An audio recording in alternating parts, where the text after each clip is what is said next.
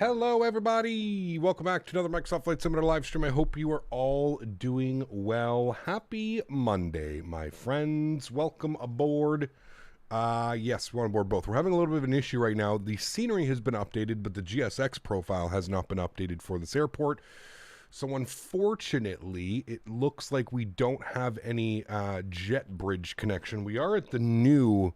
we're at the new terminal here. I don't know if this is the new... yeah, I guess this is the new terminal or the addition added onto the terminal here at Denver.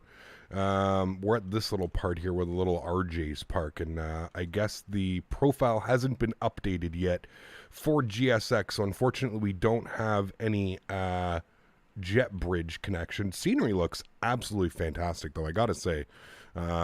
These guys have absolutely nailed this one out of the park. It looks fantastic, but unfortunately no jet bridge connection. That's okay, we'll just pretend that the jet bridge is connected.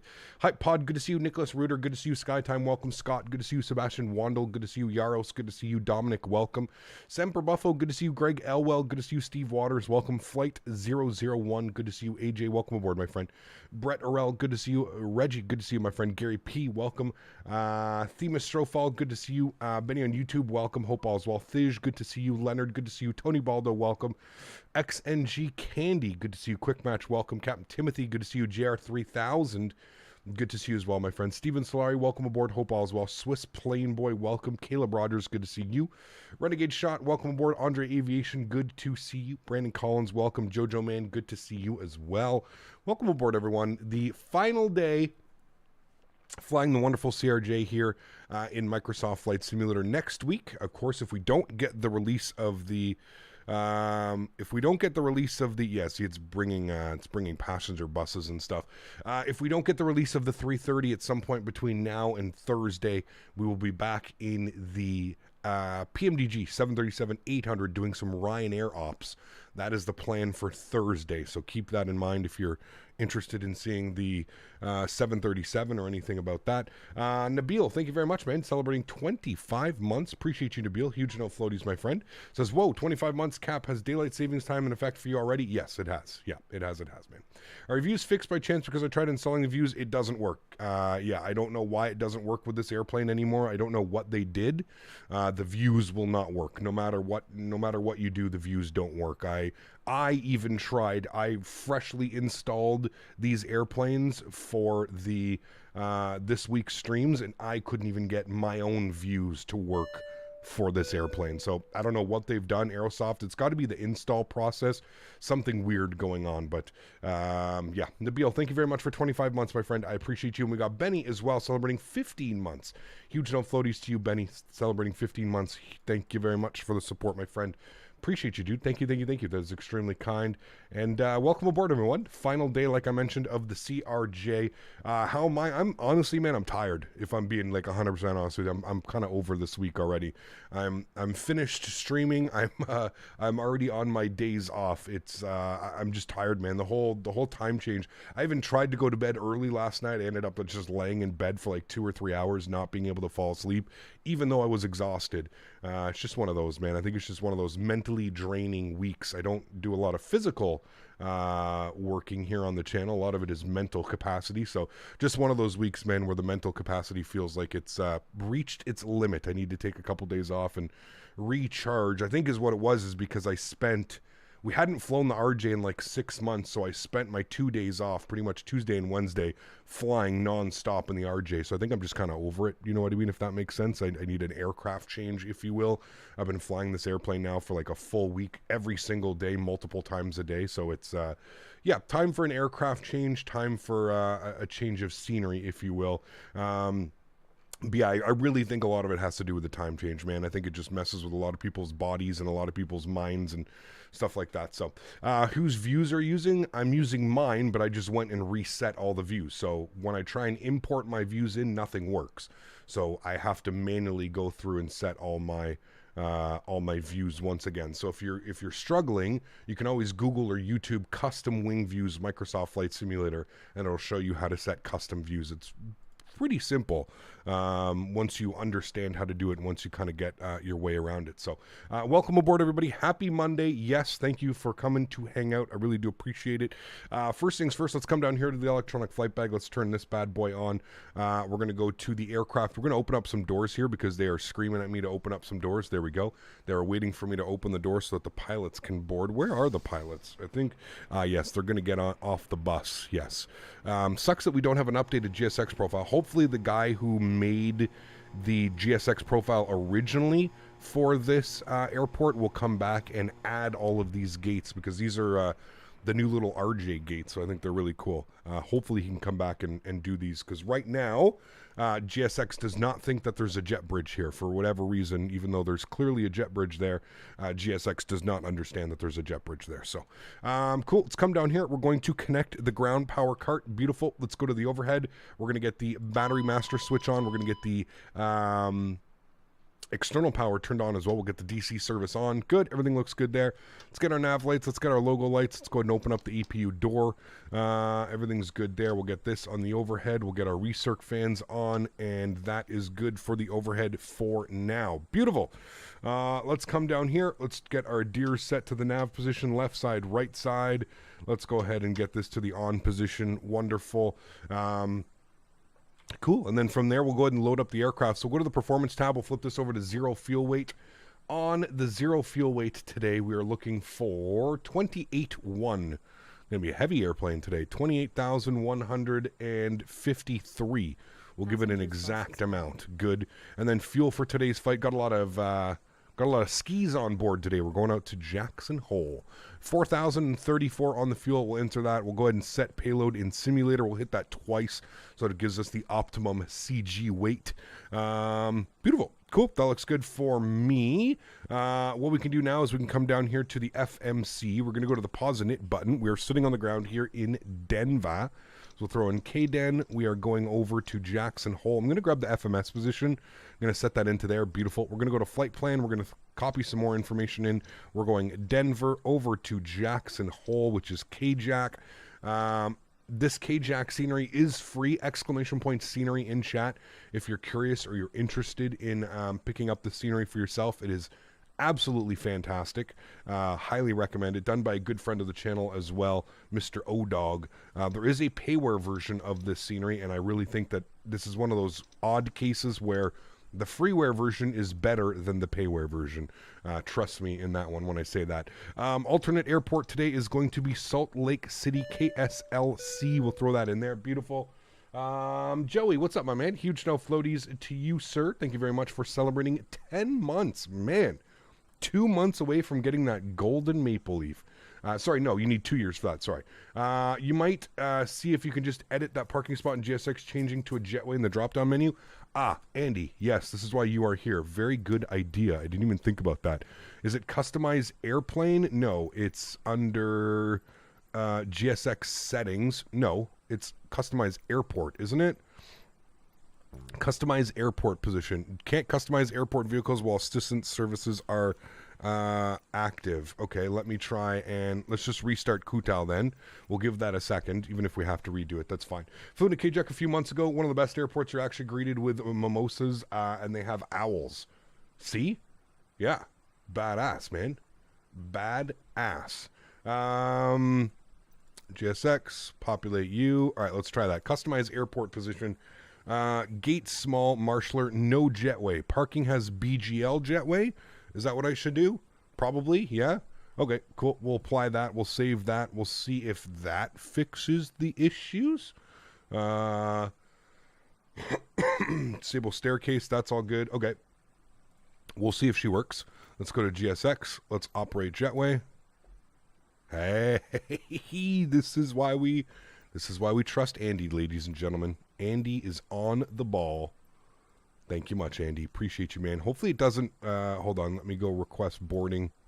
Hopefully it doesn't turn, God damn it. I hate how it does that with the CRJ. Restart Kutal. Every time you request boarding, it automatically does the jetway. So, yeah. Just bought GSX last night and installed it, but it did not show up in the sim. Huh. Are you sure you installed it correctly?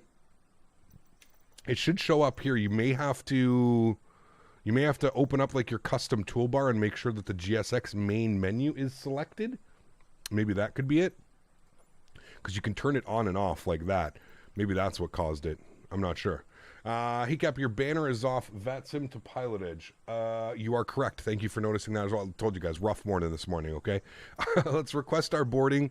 There we go. There's the jet bridge. Beautiful. All right, cool. Let me go ahead and work on that briefly. Flight summary. Can I edit? Can I edit you? Can I do edits? Pilotedge? Can I... Nope. Okay. Can I edit you? Flight planning. Okay, whatever. We'll just load in a new one. CRJ-7. CRJ-7. Good. And we are on Pilotedge, and we'll update that. Does that switch itself? It should switch over to Pilotedge. Hey, there we go. Beautiful. Wonderful. Thank you for that, guys. Pointing out all of my mistakes on this nice Monday morning. Can you tell it's Monday already? I definitely can. Cool that you stream an hour before. Better for me. Well, it's only for now, Sasha. Wait till daylight saving time kicks in, and you'll be back to normal in probably 2 or 3 weeks. Why do I always have to click the GSX button twice to open it? It's kind of just a Hubert. It's a GSX thing, man. It's one of those things you'll get used to. What I can suggest is, instead of clicking it twice to open it, what you can do is click it once. That should open it. And then click the little exit. Don't let it disappear. Click the actual X. Click the X. And then that way... Or wait, no, how is it? Instead of clicking the X, just click the GSX menu at the top, right? So once should open it. Once again should close it. Once should open it. Once again should close it. If you open it and then close it via the little X here, then yes, you have to do it twice. But if you open and close it using this, you should only have to do it once, and it should open, as I'm doing right now. So, yeah. Okay, cool. Looks like we're going to be boarding some passengers. That's all good. Let's jump back inside the aircraft. We've got everything powered up. It knows where we are. All of that is set. How do you install Microsoft on a computer? www.google.com. And then there's a nice little search box right there. You're going to take that question and you're going to insert it into Google, and you're going to do a little bit of research, my friend. You're going to have some fun on this Monday afternoon, Andreas. Okay, Pilotedge, we're connected. Everything's good there. Wonderful. Cool. You know that we're using CPDLC, Fans GUI. If you're new to Pilotedge or you're new to my streams, you know that we use Fans GUI, which is basically a CPDLC system that is available through Pilotedge. It's absolutely wonderful. Highly suggested. If you do fly on the Pilotedge network, I would suggest 100% using something like this. Yeah. Got big brain of double clicking this entire time. Nah, don't double click. Got it, man. Today will be a smooth one, Cap. Rocking with you. Nice, Bryce. Awesome, man. Glad you could join us, dude. Right, let's set our log on. We are call sign today, Skywest. We'll go ahead and throw that into there. Skywest 6003, I think, right? Yeah, Skywest 6003.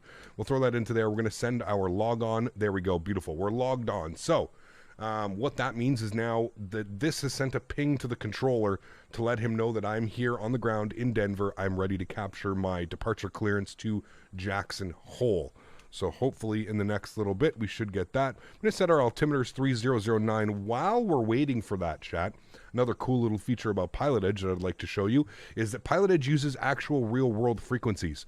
So real-world frequencies are always found at usually the top left of your chart. Doesn't matter what chart you're looking at.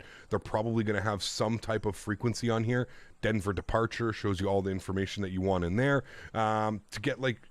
Hear that noise? That is our CPDLC. So let's grab that quickly before we grab the ATIS, and we'll see what they say. So we've got an ATC message. We'll have a quick look at that. It says, clear to Jackson Hole Airport. DDIRTH 1, departure DDIRTH, then as FAD. Climb via the SID, except maintain flight level, climb via the SID, expect flight level 380, 10 minutes after departure. Departure frequency on 126.10, squawk 2364. And then you have an option to accept, you have an option to stand by, or you have an option to reject. You have, I believe, 120 20 seconds to either accept or stand by before it automatically gets rejected. So if you need to make any amendments to your flight plan or anything like that, you would hit the standby button. That all looks good to me, so I'm going to hit the accept button. As soon as you hit accept, it sends off another ping to the controller to let them know that we have accepted our flight plan and now it is closed. So that is our departure clearance. So it takes away that whole interaction of having to call for clearance, wait for the clearance controller to read back to you, and then write everything down and then read it back to them. It basically eliminates that entire process. So now we have our departure clearance. We can even push back. We are on Pilotedge. VATSIM, it might be a little bit different, but now we are able to push back and everything's good to go. So when will this game release? Wow, it really is Monday today, man. This simulator's been out for 2.5 years. Yeah, cool. Happy Monday. Good to see you. Welcome. Wonderful. So we got our pre-departure clearance, so that's all good. So let's go ahead and tune to some frequencies now. Let's grab some ATIS. So we've got 13402. So let's plug that in here. We'll go 13402. Plug that frequency in there, and we should be able to flip that over and get some ATIS. Clearance delivery. Advise on course heading, altitude, and if flight following is requested. Beautiful. Read back all runway assignments and hold short instructions. Advise on initial contact. You have information alpha. All right, so information alpha is ready to go. Denver International Airport. ATIS information alpha. 1553 Zulu. Windcom. Visibility 10. Few clouds at 9 or 1,000. Few clouds at 1 4,000. Few clouds at 2 2,000. Temperature 1. Dew point -6. Altimeter 3010. Arriving runways 16 right, 17 right, 17 left. Departing runways 17 right, 258. Visual approaches in use. ILS runway 16 right, runway 17 right hand. Okay. Runway 17 left approach in use. Multiple RNUV Zulu approaches in use. VFR departures contact clearance delivery. Advise on course heading, altitude, and if flight following is requested. Read back all runways. I wonder how the senior developer got those Marshaller jetways because they aren't in the SDK editor. I don't know. Alpha. All right, we've got ATIS information alpha. Wonderful. Cool. Let's come down here to the FMC. We're going to go to the departure page. We are plugging in some information. We are on the DDERTH 1 departure. I think that's what it is, DDERTH. That may not be actually what it's called. What is it called? It usually says up here what the actual departure is. Maybe not. I don't know. We're just going to go with DDERTH 1. DDERTH. I'm pretty sure there's an actual call sign or proper terminology for that. You can see our cruise, top altitude is 230, so we'll have to remember that one. You heard that they are departing out of runway 25, so I'm just going to select runway 25. I feel like that's the most common departure. We are departing out to the west, so we'll use that one there. So everything looks good there. I'm happy with that. Let's go to flight plan. We'll go to next page. Wonderful. From DDERTH, we are going direct to Charlie Kilo Whiskey. Charlie Kilo Whiskey. We'll throw that in there. Beautiful. From Charlie Kilo Whiskey, we're going direct to Delta November Whiskey, which is Dunworth. Dunwar, actually, is what it is. Not Dunworth. Dunwar. The Dunwar VOR, very fancy. And then from there, we actually expect our arrival. So we're going to come down here. We're going to go to arrivals. I had it up here. I think we want to do the ILS Zulu. Yes, the ILS Zulu from Dunwar. That is exactly where we want to take it. So we'll go ILS 19 Zulu, and we're going to take it via. We'll hopefully find, I don't see Dunwar on here. What options do I have? I have Zibiv, and we've got Moss, and we've got Tokud. So we're going to take Zibiv because that is actually after the Dunwar VOR. So we'll take Zibiv as our transition, and we'll go ahead and execute that. Beautiful. Cool. If we go to our legs page now, we scroll through here. We'll make sure we don't have any crazy discontinuities, which we do. But there we go. Dunwar, direct Zibiv, Zoviv, and we should be into the airport like that. High elevation today flying, which is really cool. Jackson Hole, 6,500 feet, chat. 6,500 feet altitude. I think Denver's at like 5,500, so some high elevation ops today. Should be really, really cool. Wonderful, all of that. I would go with the Darth 1 as a departure name, something like that. Yeah, probably is. Hey, Gap, thinking of buying the TCA Pack X Airbus Edition. Is the throttle quadrant good to use on Boeing aircraft as well? I know it's an Airbus, and I use a SciTech throttle right now. I mean, Jones, if I'm being honest with you, it's a little bit difficult to use with a Boeing or any type of airplane that doesn't have detents. Now, that being said, you can easily remove the detents with, I think, a little screw underneath. So, depending on how much you fluctuate between flying Boeing and Airbus, if you fly Airbus, let's say 50% of the time, you fly Boeing 50% of the time, it probably should be okay. You'll just want to remove the detents so that the throttle actually has like full range without having the Airbus detents.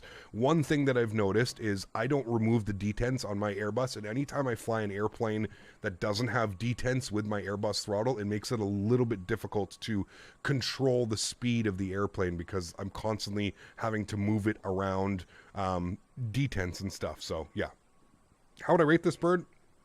I would say this is about I would say this is probably about a 7.5 of an airplane. It's not bad. It's definitely not the best airplane I've ever flown, but it's not bad at all. Yeah. Yeah. It's not bad, man. Yeah. I have an Airbus first officer pack, and I generally, the throttle works fine if I switch in the throttle profile. There you go. Yeah. Is this bird worth the price tag? I would say so. I think it's 50 pounds or 50 euro or something like that. And you get all 4 variants of the airplane. You get the 550, the 700, the 900, and the 1000 for 50 pounds or something like that. I would definitely say that that's worth it. Yeah. If you're interested in flying the RJ. If you're not interested in flying the RJ, definitely wouldn't be. So yeah. How do you program the reverse thrust in this plane? You have to use the calibration tool. So if you go to options, next page, calibrate throttle, and you're going to want to set it up in there. That will be how you do it. River King, not going to answer your stupid questions, man. Just stop, man. It's already Monday, dude. I know what you're doing. It's Monday. Just chill, man. You've obviously got a gifted membership here, so let's not put that to waste, shall we? Everything looks good here. I'm happy with that. We can go ahead and we'll go to the performance page. We're going to go with a flex temp today. We're going to go with, 45 degrees on the flex, just so that we can make sure we have enough power. Actually, you know what? Let's go 40. Let's see what these engines can do. We'll do a flex temp of 40 degrees today, just because of the high elevation. Usually we choose like 50 or 55 or something like that, so we'll definitely do that. Let's go to the performance tab once again, and we'll go ahead and copy init perf data to FMS. Beautiful. We'll go ahead and get that in there. That should pop over all of the information. There we go. We've got it. 28,153. Is that what our zero fuel weight was? Yeah, it was. 28,153. Beautiful. Cruise level today, we're going up to 38,000 feet, chat. Flight level 380. So that should be good. Everything is set there. I'm happy with that. Go to our VNAV setup. Everything should be fine. We really don't have to touch this. 290 knots and, pardon me, and or Mach 0.74. Transition altitude's 18,000 feet. Our speed and 250 under 10. We've got all that. And then everything else looks perfectly fine and dandy there. Beautiful. Cool. I think we're all set up here, chat. I think the airplane is boarded. Yep, these guys are there. We've got our passengers. Everything looks great. Let's go to the overhead. Let's go ahead and spool up the APU. Everything looks good there. We can jump outside. We can listen to the APU spooling up if you'd like. I also got to say here, chat, the performance at this airport is immaculate. For being such a huge airport with beautiful textures everywhere around, it's absolutely fantastic, man. Yeah. Absolutely fantastic. Which is the best add-on if you had to pick one aircraft? Right now, probably the Phoenix A320, PMGG 737. Both of those airplanes are absolutely fantastic, man. Yeah. Rain Man, what's up, dude? Good to see you, man. Captain Palm Tree, welcome back. Hope all is well. Colby, thank you very much for 7 months, my friend. Appreciate you, dude. Says, loving seeing the CRJ, man. Awesome little birds. They are. They're a lot of fun, man. That's for sure. Yep. Absolutely. Need some high THC for today? Yes, absolutely. It's Monday, man. I've found that, like, people really like to try and, push strings on Mondays. Whatever. It is what it is, man. What are you going to do? What are you going to do about it? It's just the way that it is. Welcome to the wonderful world of the internet. Thanks, Colby. Appreciate you, my man. Thank you. Gringo, what's up, man? Good to see you, dude. The United delivery looks nice. It does, man. Yeah. Have you ever flown to Colorado Springs? I think so. Hey, Cap, will you put the yoke cam on Takeoff? Absolutely. Yeah, this stream and the camera is sponsored by the wonderful people over at Thrustmaster, so we'll definitely be doing a yoke cam today. Absolutely. Cool. Everything looks good. Let's set our V speeds. We'll set all of those. We'll go to aircraft. We'll close doors. Beautiful. That all looks good. We'll disconnect the ground power. We'll remove the wheel chocks. We can go ahead and go to GSX. We can operate jetway so that he goes bye-bye. Wait for him to go bye-bye. There he goes. Bye-bye. Beautiful. And then we'll go to GSX once again, and we'll prepare for pushback and departure. Beautiful. We've got that. That's all good. If we go to the overhead, we see that we're on APU. We'll get our air conditioning on. Boost pumps are on. We'll get the beacon light on. Seatbelt signs can go on as well. And everything looks good there. We'll go hydraulics auto on. Auto. Beautiful. Everything is fine and dandy with that. Cool. We're looking good, chat. We just need to set our squawk code. One last thing. So squawk code was 2364. So we'll come down here and set that 2634. 2634. We'll set that and we'll turn that on and reporting. There we go. Switches to green once it's on. And that is pretty much it. We can now get some frequencies. So we're going to need to go to ground on our pushback. So ground will be on. We are going to be on the east or the west side of the airport. We're going to be on the west side of the airport. So we're going to go 127.5. 127.5 will be the frequency that we're using today. 127.5. Good. Code should be 0420. Every Monday, our squawk code should be 0420. I agree. Yes. Departure clearance requested. Due to icing conditions, please okay. stand by for engine start until push completed and brakes set. Definitely no icing conditions, but that's okay. No problem. It's like as nice as it could be. A little bit of cloud over there in the distance, but it's as nice as it could be. Hello, Captain. We're ready for pushback. Yes, we are. Although I don't actually... Oh, okay, there we go. I was going to say, where are you? I don't see the guy actually walking up, so... We're able to control the radios or transponder controls with the physical units outside the sim? Yes, Addo. Yeah, I'm using my radio panel right now. Check completed. Bypass pin inserted. Pardon me, my goodness. Chat, what are we going with today? Let's go with some strawberry cough. Or sorry, strawberry syrup live resin. Cap Flying United CRJ-700 from Denver to St. Louis on infinite flight. Nice. Enjoy your flights, mate. Very cool. Cap should fly in and out of Boise. We've done Boise a couple times. We'll definitely be back doing Boise. Yep. Atto, good to see you, my friend. Appreciate you being here, my man. Thank you, thank you, thank you. CRJ stream? Yeah, we've been to CRJ all week. Captain stopped at a Denver shop. Yes, he did. Yes, he did.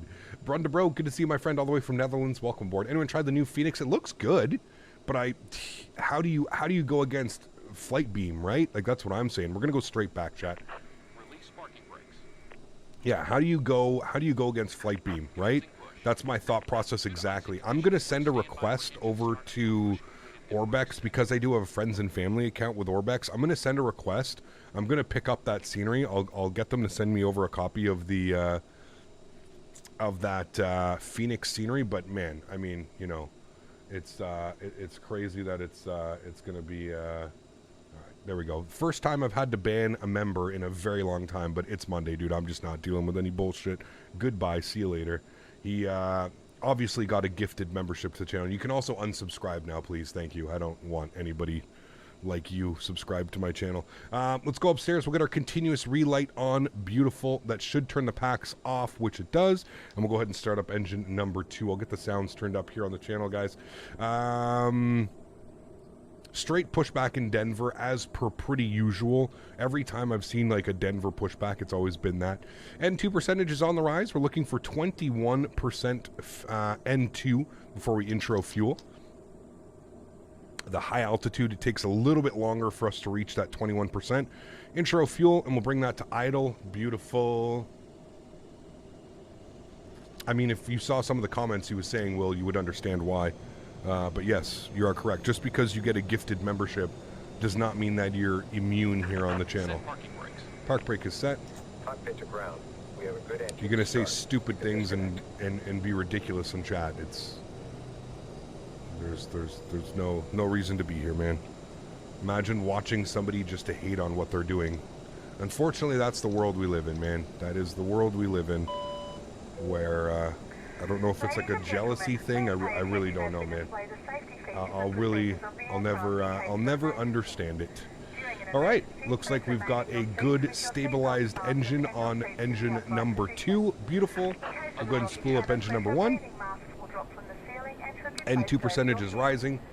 If there is smoke in the cabin during the evacuation of the aircraft, aircraft, the walkway emergency lights will display to the exits, which are located here. What's the flight time today? 1 hour and 10 minutes. In case of an extreme I think it's a little bit shorter on the way back because we're going to have a tailwind.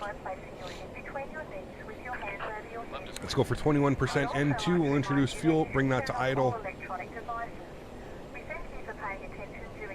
And there we go. N2 percentage continues to rise. N1 rises as well. You can see that we've got 87.4 on the N1. We're going to be a little rocket ship today, chat. We're going to be blasting out here. Anyway, to change the accent of the PA. No, it doesn't automatically, Tyrone. It should do it, man. On the new sim brief, is the zero fuel weight the estimated one or the max one? The estimated one, Strody. Yeah. Your settings are always A1 cap. Going to try GSX this week when I get back Wednesday. Don't forget to hit those likes, people, and everyone subscribe. Yes, thank you, man. Mark, celebrating 20 months. Holy macaroni. Mark, thank you, my friend, for everything you've done to the channel as well, dude. Not only being a member here, but all the gifted memberships and all the donations you've done over the years, man. I appreciate you very, very much, man. Thank you very much for celebrating 20 months. 4 months away, dude. You're going to become a member almost as we get set for Flight Sim Expo. So that'll be awesome, man. Huge no floaties to you, man. Thank you very much for support, dude. Appreciate you. Thank you, thank you, thank you. Excelli, good to see you, man. Appreciate you being here. Welcome, welcome.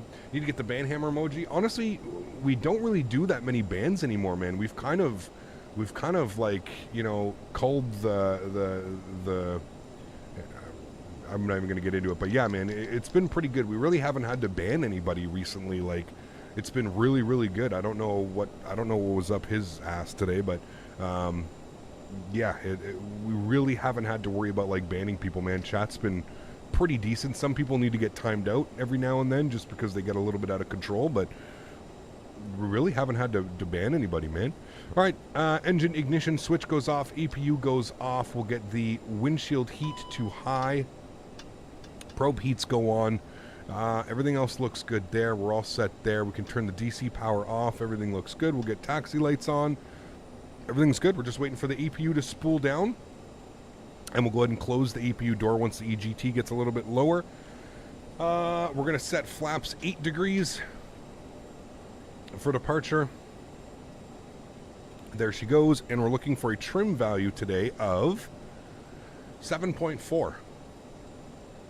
Bring that down here slightly. 7.4 is selected. Beautiful. Cool. I'm happy with all of that. All of that looks good. Top altitude. We'll plug that in as well. 230 on the SID. 230 is in. Beautiful. And we can go ahead and release the park brakes. And we're going to be turning directly to the left and taxiing all the way down, man. Yeah. I wonder if this Phoenix will be better than the Flight Beam one. Highly doubt it. Flight Beam is on top of the game, man, if I'm being honest with you. Flight Beam, Fly Tampa, Vertical Sim, all of these guys just have tremendous airport sceneries. So I don't know, man. I don't know who's going to be better. I don't know who's going to do it better. But you're still waiting for the OnlyFans? Going to be waiting a while, man. Going to be waiting a while. Hecap, is V2 of the E320 out yet from Phoenix? No. Hecap, how's it going? I'm on Xbox, less than 10 days. Wait for Wasm. Yes, well, just because Wasm's out doesn't mean the airplanes are going to come over right away, right? You have to remember that. It might be a little bit before all the airplanes are made available, but for the most part, yeah.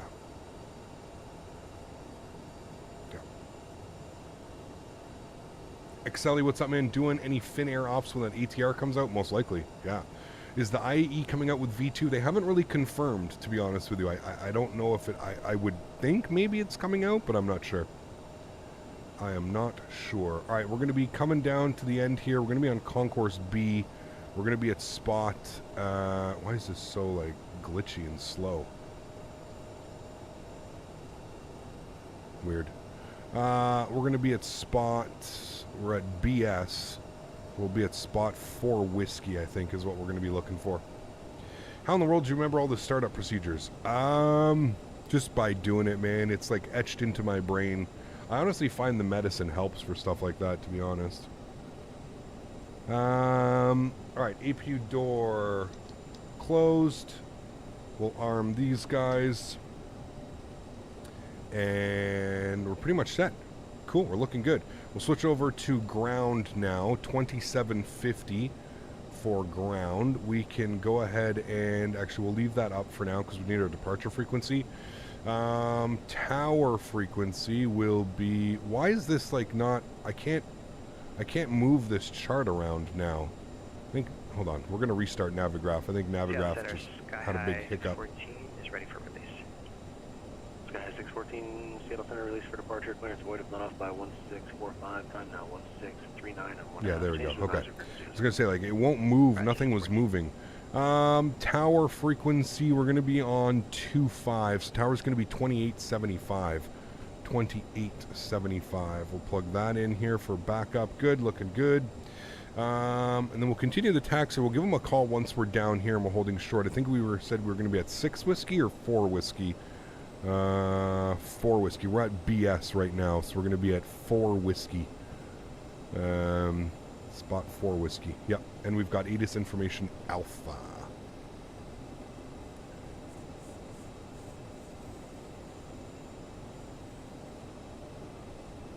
What is WASM? It allows for the Xbox to get payware airplanes. Like the CRJ, the PMDG, all of those planes use WASM. I still can't get over how beautiful this scenery is, man. I mean, what an upgrade over the default handcrafted scenery that you get. It's actually incredible how much better this scenery is. Actually incredible. How's the new horse, the little baby? She's doing well, man. She's doing well. Sir, wings 4552, contacts. She's doing well. What's the longest flight you've done? I think it was close to 11 hours. We did Oslo to Vancouver for Cross the Pond last year. Yeah. I was going to do a few ops today, but my sim just keeps crashing every time I launch. Try and remove your community folder and launch the sim that way. See if anything's happening. Ev, dude, what's up, man? Good to see you, dude. Should I buy the Orbex Phoenix or wait for Flight Beam? That's up to you, man. I don't think we can sleep on Flight Beam. Flight Beam does incredible work, man. So I don't know if we can sleep on Flight Beam, and but yeah, I don't think we can sleep on Flight Beam. Okay, we're gonna be short of hotel here at 4 whiskey. We'll call it short of hotel 4 whiskey. Denver ground, good morning. Skywest 6003, short of hotel with Alpha. I think I'd rather deal with the sex bots in chat than some of the Timmies we see. I grabbed that PHX scenery this morning. I like it. Ah, yes, I'm sure Flight Beam will be good, but you snooze, you lose. 2364. How did I mess up? My dyslexia is coming in. 2364. Okay, we'll plug that in. There we go. 2364. Was that the code that we got on the thing? 03, thanks. We see now, runway 25, taxi via Golf. Good morning. Runway 25 via Golf. Good morning. Skywest 603. Brendan, what's up, my friend? Thank you so much. I completely missed that. I got to replay that, dude. That was the worst time for a donation to come in. Huge no floaties to you, C2A. Thank you very much, man. I'm trying to replay it. I think I'd rather deal with sex bots in chat than some of the Timmies we see. I grabbed that Phoenix scenery this morning. I like it. I'm sure Flight Beam will be good, but you snooze, you lose. You're not wrong.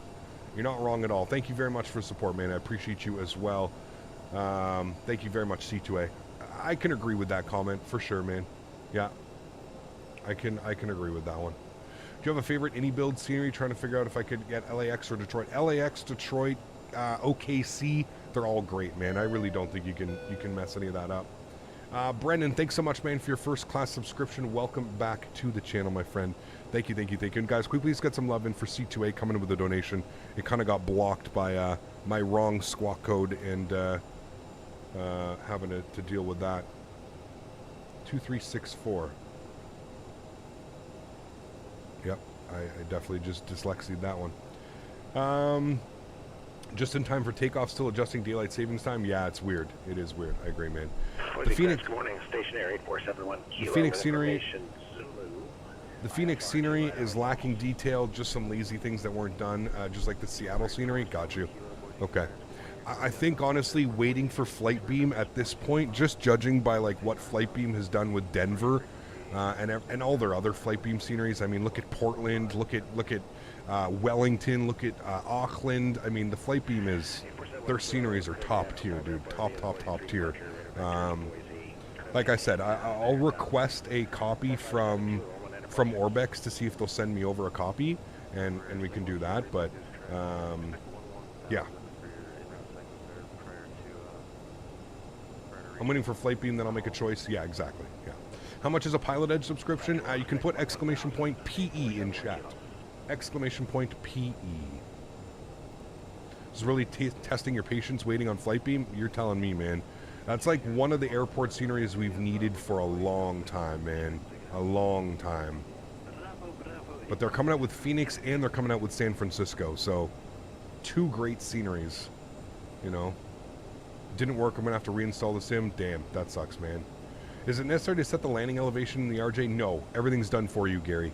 Everything's automatic. The ILS frequency, the ILS course, pressurization panel, everything is done for you, man.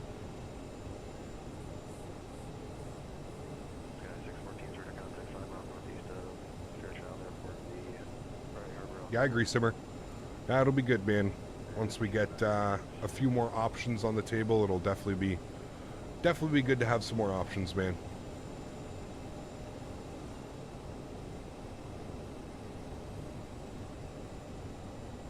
Or runway for departure, runway 25. Are there any good E-jets, either the E-145, E-170, or E-190? No, not yet, Ben, unfortunately. There's some not so good ones out, but yeah.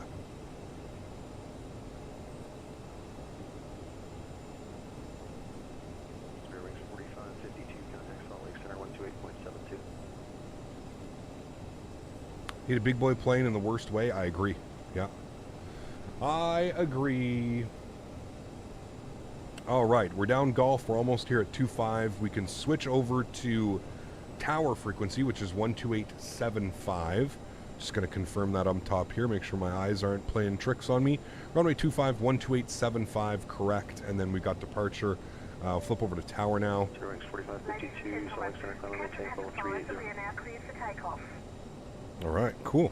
And we'll call up tower, let them know. And then we've got departure frequency 126.1. And we're going to go to return. We're going to go to return. We're going to go to log on. And we'll go ahead and log off. There we go. That is set. 126.1. We'll plug that in here as well. 126.1. Denver Tower, good morning. Skywest 6003, short of 25, ready for departure. Skywest 6003, Denver Tower, wind calm, runway 25, clear for takeoff. Runway 25, cleared for takeoff. Skywest 6003. All right, cool. Landing lights, strobe lights, wing lights. Let's go, chat. Let's hit this guy over to the toga button. You'll see all that does is it sends a takeoff message here, and then it'll also set your pitch for 10 degrees up, which is what you want. Keyden, $5 off from Flight Beam. Might have to pick it up now. Oh, man, this scenery is worth every penny. If you fly into Denver, you know, periodically, or even if you fly into Denver once a month or something like that, it is 100% worth it, man. The scenery is absolutely fantastic. All right, chat, sounds are going up. Enjoy. I'd also just like to point out here that this live stream is sponsored by the wonderful team over at Thrustmaster. If you guys want any more information, there is links pinned up and above chat. Huge shout out to Thrustmaster for sponsoring this channel once again for another year, so you guys get all kinds of beautiful Thrustmaster content. This camera today is sponsored, of course, by Thrustmaster. Let's enjoy this departure, guys. Throttle's up to 40%. Chrono's going on. Let's get it. Toga. Takeoff power is set. Yeah, Boise ground station area 471 kilos, turbo air with the Zulu ready for taxi. Airspeed's alive.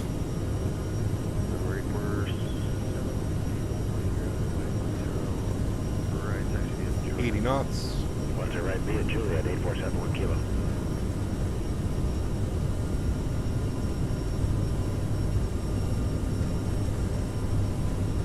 V1 rotate.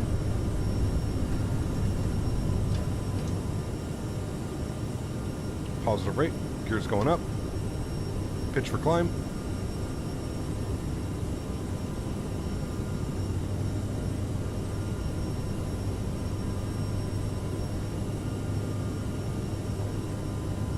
That was a nice rotation, actually. Felt really good. Flip this to nav track.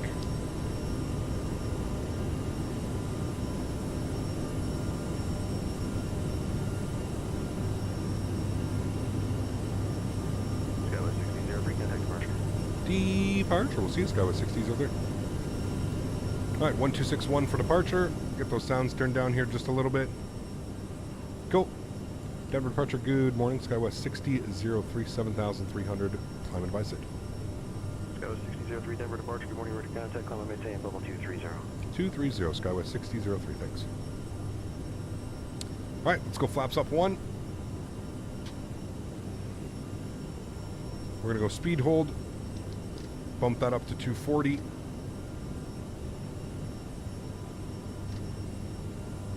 Good.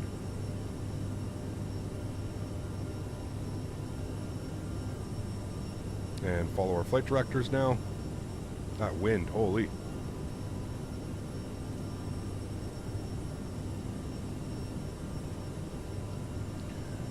Go and clean some things up here. Logo light can come off, wing lights can come off, taxi lights can come off.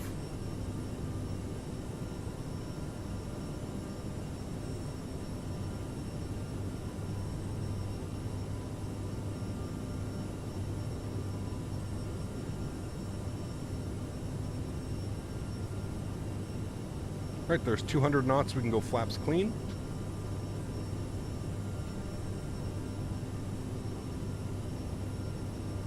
And we can move our power back to the climb positions. And there's 10,000 feet as well. Landing lights will come off.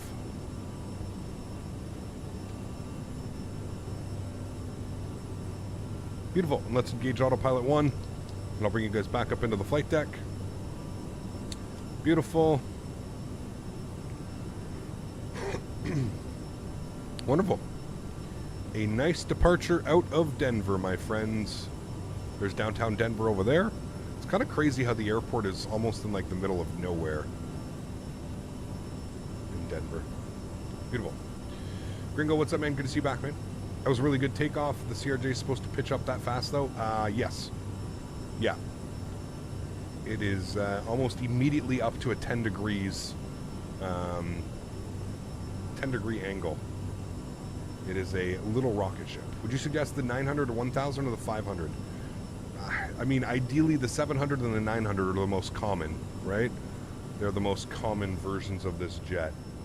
There are people that fly the 550. There are some airlines that fly the 1000 as well, but for the most part, the 700 and 900 is good.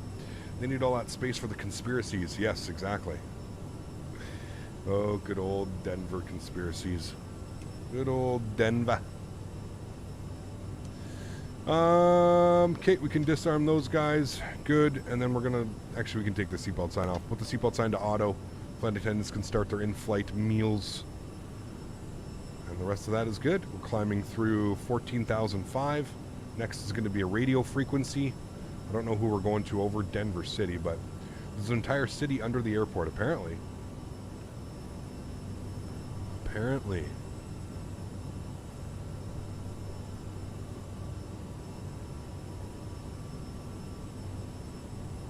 How can you make the autopilot stop disconnecting in the CRJ? Come down here. You've probably got something going on with your throttles. Autopilot disconnect yoke sensitivity. Maybe set this to medium or high. Medium or high, I would say, would be your options. If it's on low, try and switch it. Service 4552, climb and maintain level 370. Sky 614 advise Friday Harbor weather and approach combust.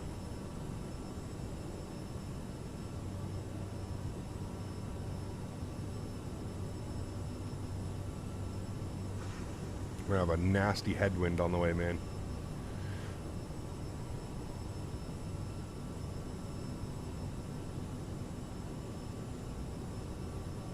Boise Tower stationary 471 kilos. I do not like using the HUD out, yeah. In my eyes, it's just distracting, man. Albeit the HUD in this airplane is actually done pretty well. You do have to change your views to kind of fit it in, but yeah, I'm not the biggest fan of the HUD system. I find it's kind of distracting, to be honest with you. I'm sure if you like actually got to fly it, it would probably make more sense. but for me, it's just a little much. We're gonna bring our speed up now. I was letting us gain some altitude just to make sure we hit our restrictions. That's good. We're through 18,000 feet now, so we can go standard barometric pressure. Good. Real world pilots use it all the time. Yes, a lot of airlines are forcing pilots to use it. When I flew on WestJet and I was speaking to the 787 captain, he was saying that WestJet has made it mandatory that any jet that has the HUD, they have to use the HUD for takeoffs and landings. They have to use it. Luckily, I fly in a simulator in my living room.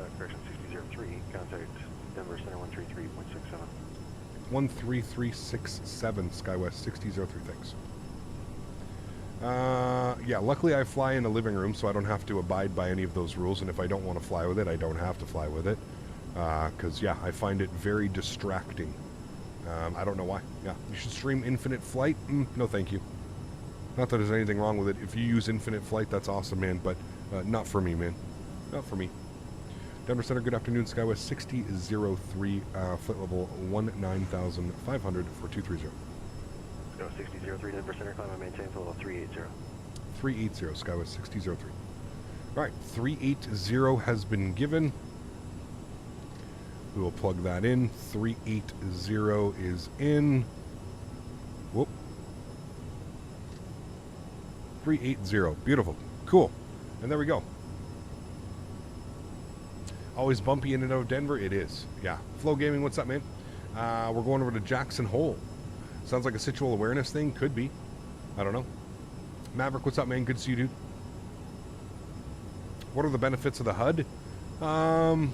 Probably more visibility, I would say. Visibility probably makes it appealing. The fact that it gives all the information. You basically never have to look down. You've got, you know, like when you're on an ILS and stuff, it gives you your ILS, it gives you your speed, gives you your altitude. I understand it. It gives you your wind. It gives you all the information that you could want. I get it. I totally get it. But, yeah, for me, like I said, just, it's, yeah. How's the EJEX project going? I have no clue, Dan. I'm not really following any, not following it at all, man. We need a good SLC. We've got one coming for sure. Yeah. Can't wait for Expo. Should be a lot of fun, man. Yeah, they released the map. It looks like it's going to be a nice big Expo this year. It's going to be a lot of vendors, a lot of people hanging out. Should be a lot of fun, man. Yeah.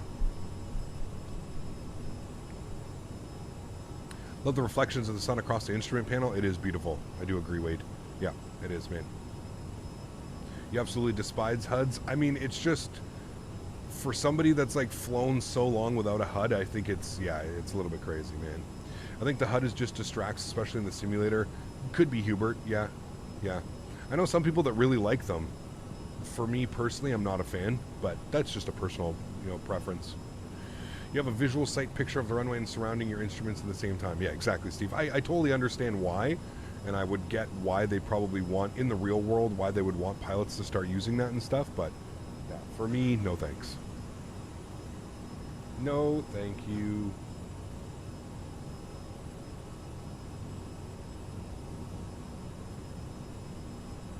I think in real life the viewport is bigger, it wouldn't limit your sight in front that much. Maybe. Yeah, you got some points there for sure.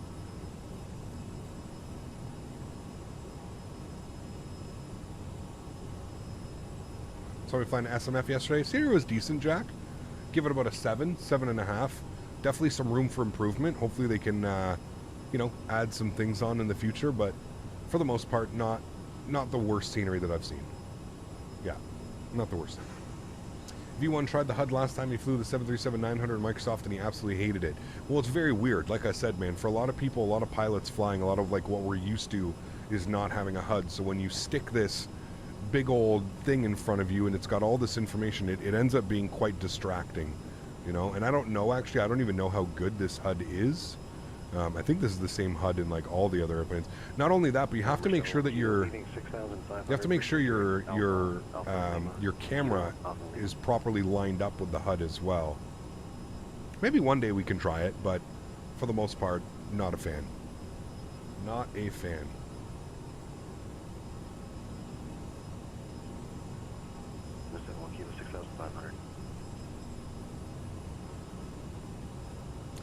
Makes worse pilots. You can 100% feel that your speed is going on approach and watching your sync rate combined with your deck angle. There's no need constant chase speed. Maybe, yeah. He has a multi-$1,000 PC just for a simulator. Seems like a waste for his community. What's that? What are we talking about? I'm sorry, I missed something. Rather hold an energy straight just makes worse pilots. Could be, Matthew. I mean, there's some good points as well, right? Yeah. Is there full ATC coverage for this flight? Absolutely, man. That's why we're on Pilotedge. Yeah.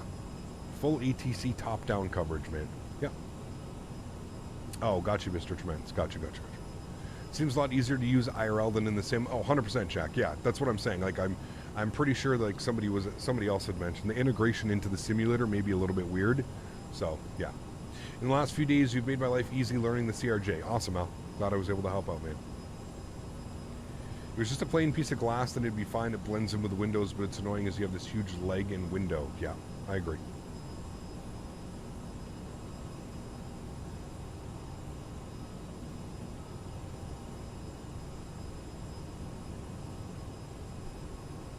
You tried the Leonardo MD-80? I have. Yeah, it's a good airplane. If you like the MD-80, it's a great airplane.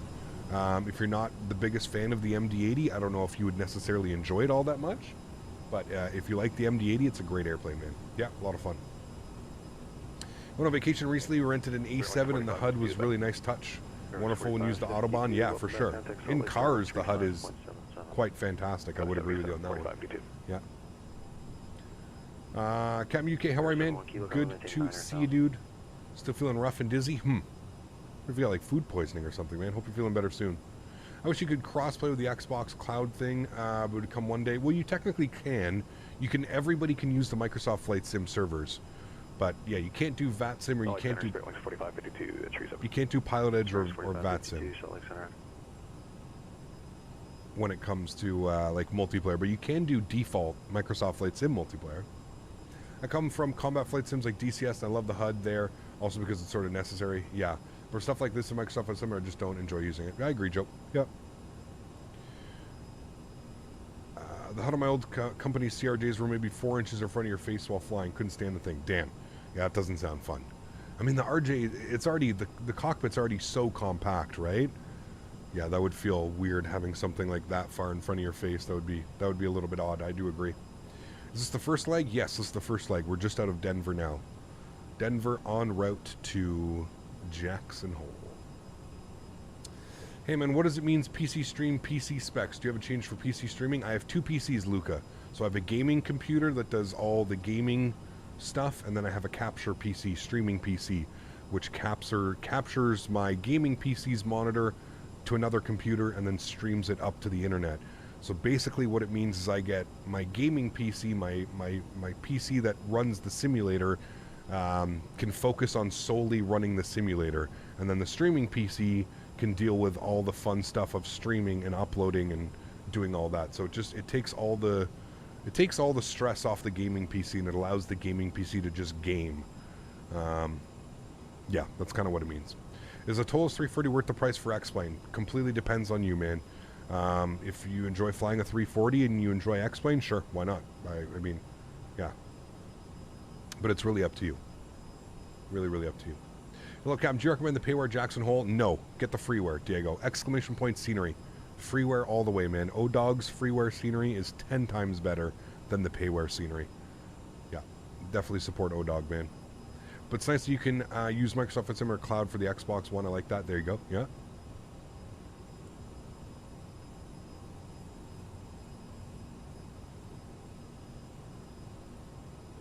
Couple people have picked it up, Skyworker.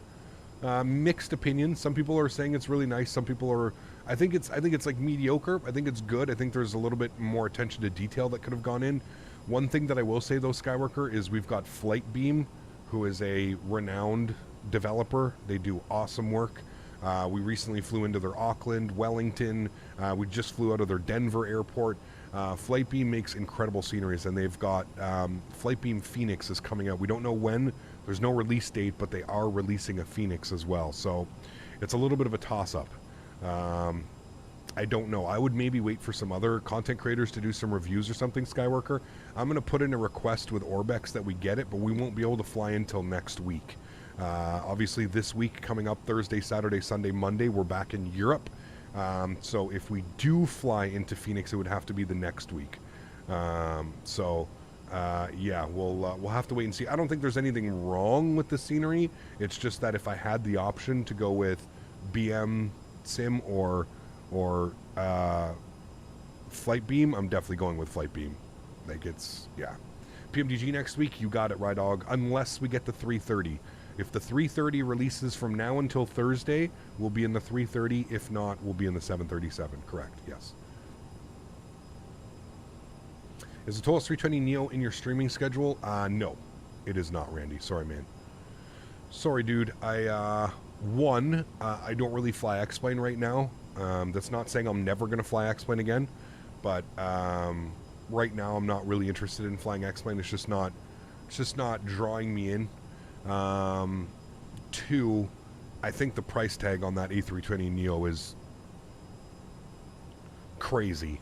That it's $90 for a variant of an A320 for $90. I think that's biting my lip on really what I think about that price tag. But again, I understand developers need to eat. Developers need to keep on developing, but I just don't. Where's that 1 kilo? Are you looking prior? I can't jump on board with that price tag, man. It's kind of like the TBM and the CL650 by Hot Start. Great airplanes, but I can't justify spending $130 on a business jet that I'm going to fly a handful of times, because that's what's going to happen to the A320 Neo. Cool airplane in every in retrospect, and I'm sure Tolos did a good job developing that airplane, but that price tag is very unappealing for somebody that really wouldn't fly. You know, I'd be much more inclined to fly I'd be much more inclined to fly like a 320 CEO than I would a Neo all the time. You know what I mean? I flew an A320 Neo yesterday. It was free. Well, that's what I'm saying. Exactly.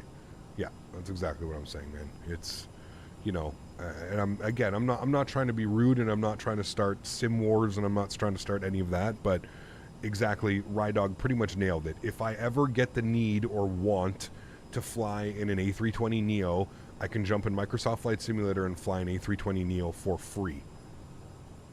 Why would I spend $90 US on an airplane that I can fly for free? You know what I mean? You pretty much nailed it out of the park. That's exactly my thought process behind all of that right now. Ryanair ops with a 7.3, correct? Yeah. I was watching V1 last night, and there was a VATSIM moment. He mentioned that he now understands why you have the I love VATSIM emoji. Oh, interesting. Nice, yeah. Tell him to fly on VATSIM more often. He'll get a lot more of those I love VATSIM moments. They're always around. They're always around.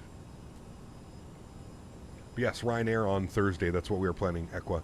Ryanair. I don't know where we're going. I don't know where we're flying yet.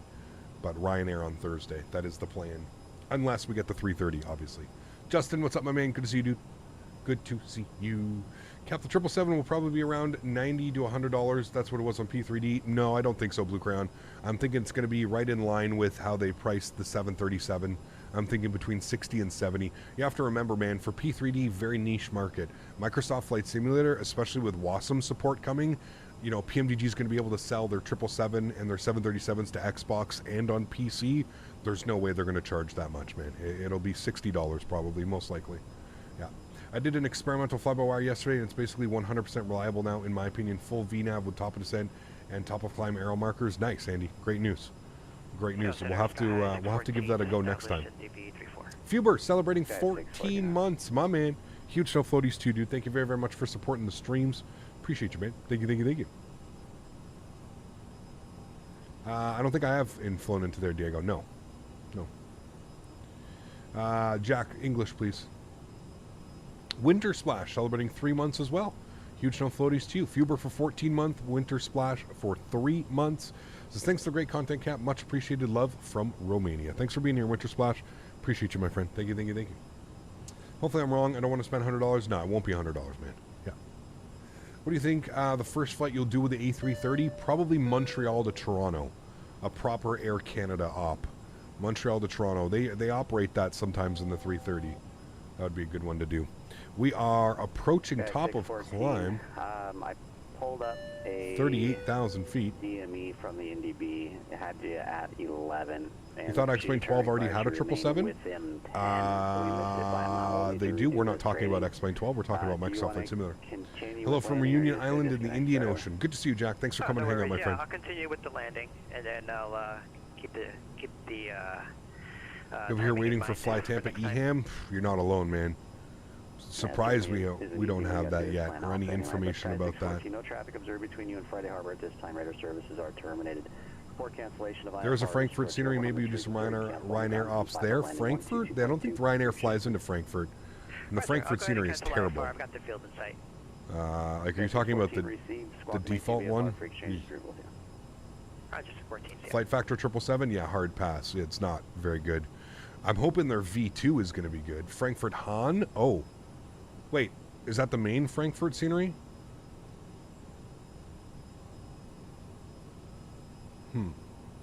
Ryanair does fly into Hahn. Do we have any Hahn scenery? That'd be kind of cool, actually.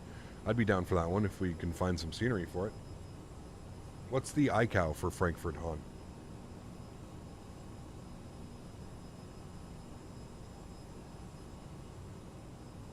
Oh, we'll definitely do that one as well, Flow Gaming. Or sorry, Christian, for sure we'll do that one, man. Yeah. You ever done, or will you do a flight across the ocean somewhere? Absolutely, Flo. Yeah, for sure, man. It's new and it's smaller, Frankfurt Airport. Okay, there you go. Why wait when you can just fly a 777 now in X-Plane? Have you seen the visual aspect of X-Plane lately? Or are you just focused on being a troll today? Have you seen the visuals of X-Plane? Yee. Not very pretty to look at, is it? Not the nicest simulator I've ever seen in my life. Yep. Bit behind on live stream. Just talk for the Neo for $90. You can buy Microsoft Flight Simulator for cheaper with the fly-by-wire and have a new sim. My point exactly, Brett. My point exactly, my friend. You got it, dude.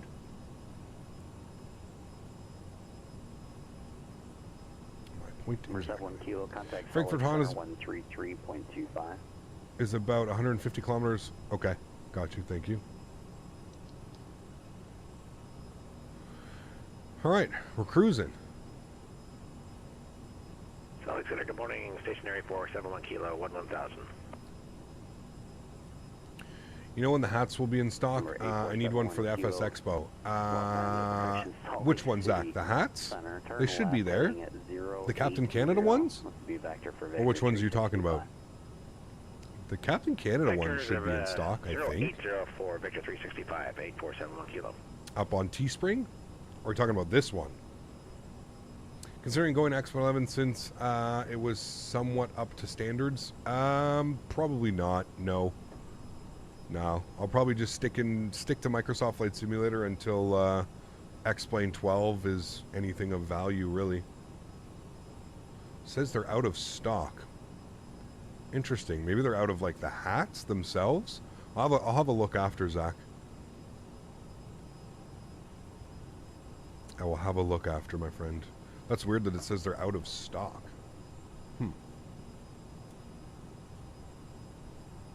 Absolutely, Flo. Yeah. So another streamer last night flying the 737-300 in X-Plane 11. Oh my word, it looks so much better than 12. I was shocked.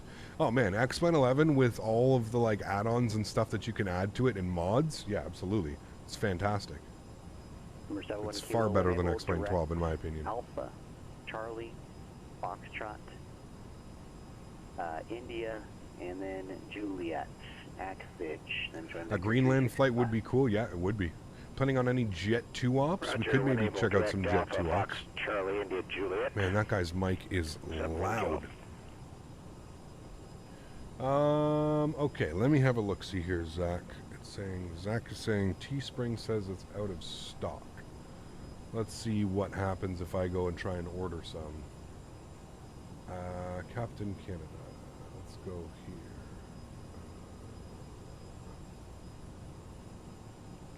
Store.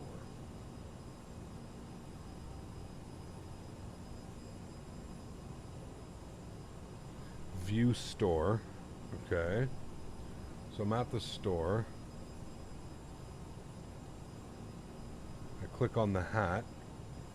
Yeah, you're right. It says out of stock. Huh. Very, very weird. I don't know why it would be out of stock. Stickers are there. Face masks are there. Things there. Shirts are there. Huh. Very weird. I don't know why. They must be out of stock. They must not have any. It's really weird. I would check back again maybe in like a week or two, Zach. But showing out of stock for me as well. Interesting. Like the new RKSI scenery. I've heard it's good, yeah. Is the TCA Boeing yoke compatible with the Xbox? It is, Andre, yes. It is, my friend. It is. I've got the rationale behind X-Plane. Third-party developers still solely targeting the X-Plane market when there are arguably more profit to be made selling at a much wider audience than Microsoft Flight Simulator. Yeah, a lot of them are old school, man. If there's one thing that I've learned is like the developers, top of the sense in 19 minutes, 134 miles, chat. If there's one thing that I've kind of learned about like the X-Plane development, like a lot of these people are very set in their ways, man. A lot of the developers in X-Plane, you only really see the new school developers. New school being any builds, vertical sim. You see those guys moving over because I think they're a little bit more adaptable to like using newer ways of developing scenery, newer ways of developing aircraft. I think, you know, you're gonna get the flight factors, and you're gonna get the Toluses, and you're gonna get the jar designs. They're gonna continue to develop for X-Plane because they probably don't want to change. They probably don't want to, you know, they're pretty much set in stone, right? They know exactly how things work. You know, 6003, contact Salt Lake City Center 135.77. 13577. Good to hear your voice, man. I hope you're doing well. Hey, buddy. All right, 13577 Salt Lake Center. Salt Lake Center, good morning. Skywest 6003, flight level 380. That was 6003, Salt Lake Center, morning. You set a pilot's discretion, maintain flight level 240. Pilot's discretion 240. Skywest 6003. All right, pilot's discretion 240. Did you design your merch yourself? I did, yeah, with myself and Dan, and there's a couple other people that helped do that stuff, yeah. There was. Mr. Daniel Barry. Wait, Daily Dose of Aviation. I watch your stuff all the time. I had to just click on your channel just to confirm that it actually was you. How are you? Good to see you. Your videos are fun. You would have thought that PMDG's website crashing when they released the 737 would have converted a lot of developers. Like I said, man, I think people are just kind of in their own zone. You know what I mean? I think a lot of developers are kind of just they're in their own place. You know. Not aviation related, but did you have a good playlist you could recommend for when I'm gone in 20 minutes down in any music? Honestly, man, as good as the music is that we listen to, it's not. We're kind of stuck on. We're kind of stuck using music that is copyright protected because we're on YouTube, and apparently we can't play music even though that music is already on YouTube. Let's not get started on that whole debate. But yeah, unfortunately not. I mean, you can put exclamation point music in chat. You can have a look at the playlists that I have. It's not bad music, but it's nothing that you would probably be, you know, probably that you would normally listen to or something like that. Yeah, Salt Lake City looks good. The new one that's coming out, it does look good for sure. Yeah.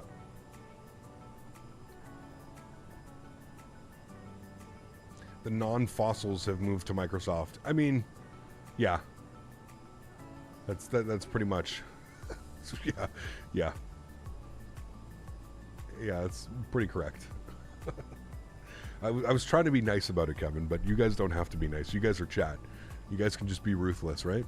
I have to be a little bit nice. Sometimes.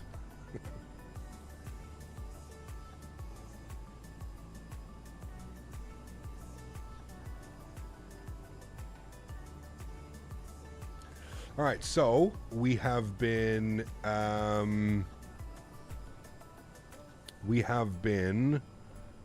cleared down to flight level 240. That's still for 100 miles, though. I'm just going to confirm. Make sure. Yeah, I mean, that's fine. We should be good. It should hit all the restrictions. We do have VNAV on. So I guess in about 15 minutes, we'll start the descent. So we'll keep that in mind. We have been cleared to flight level 240. We got to keep that in mind. You need a good route? Depends where you want to fly, man. So many routes around the world. Depends.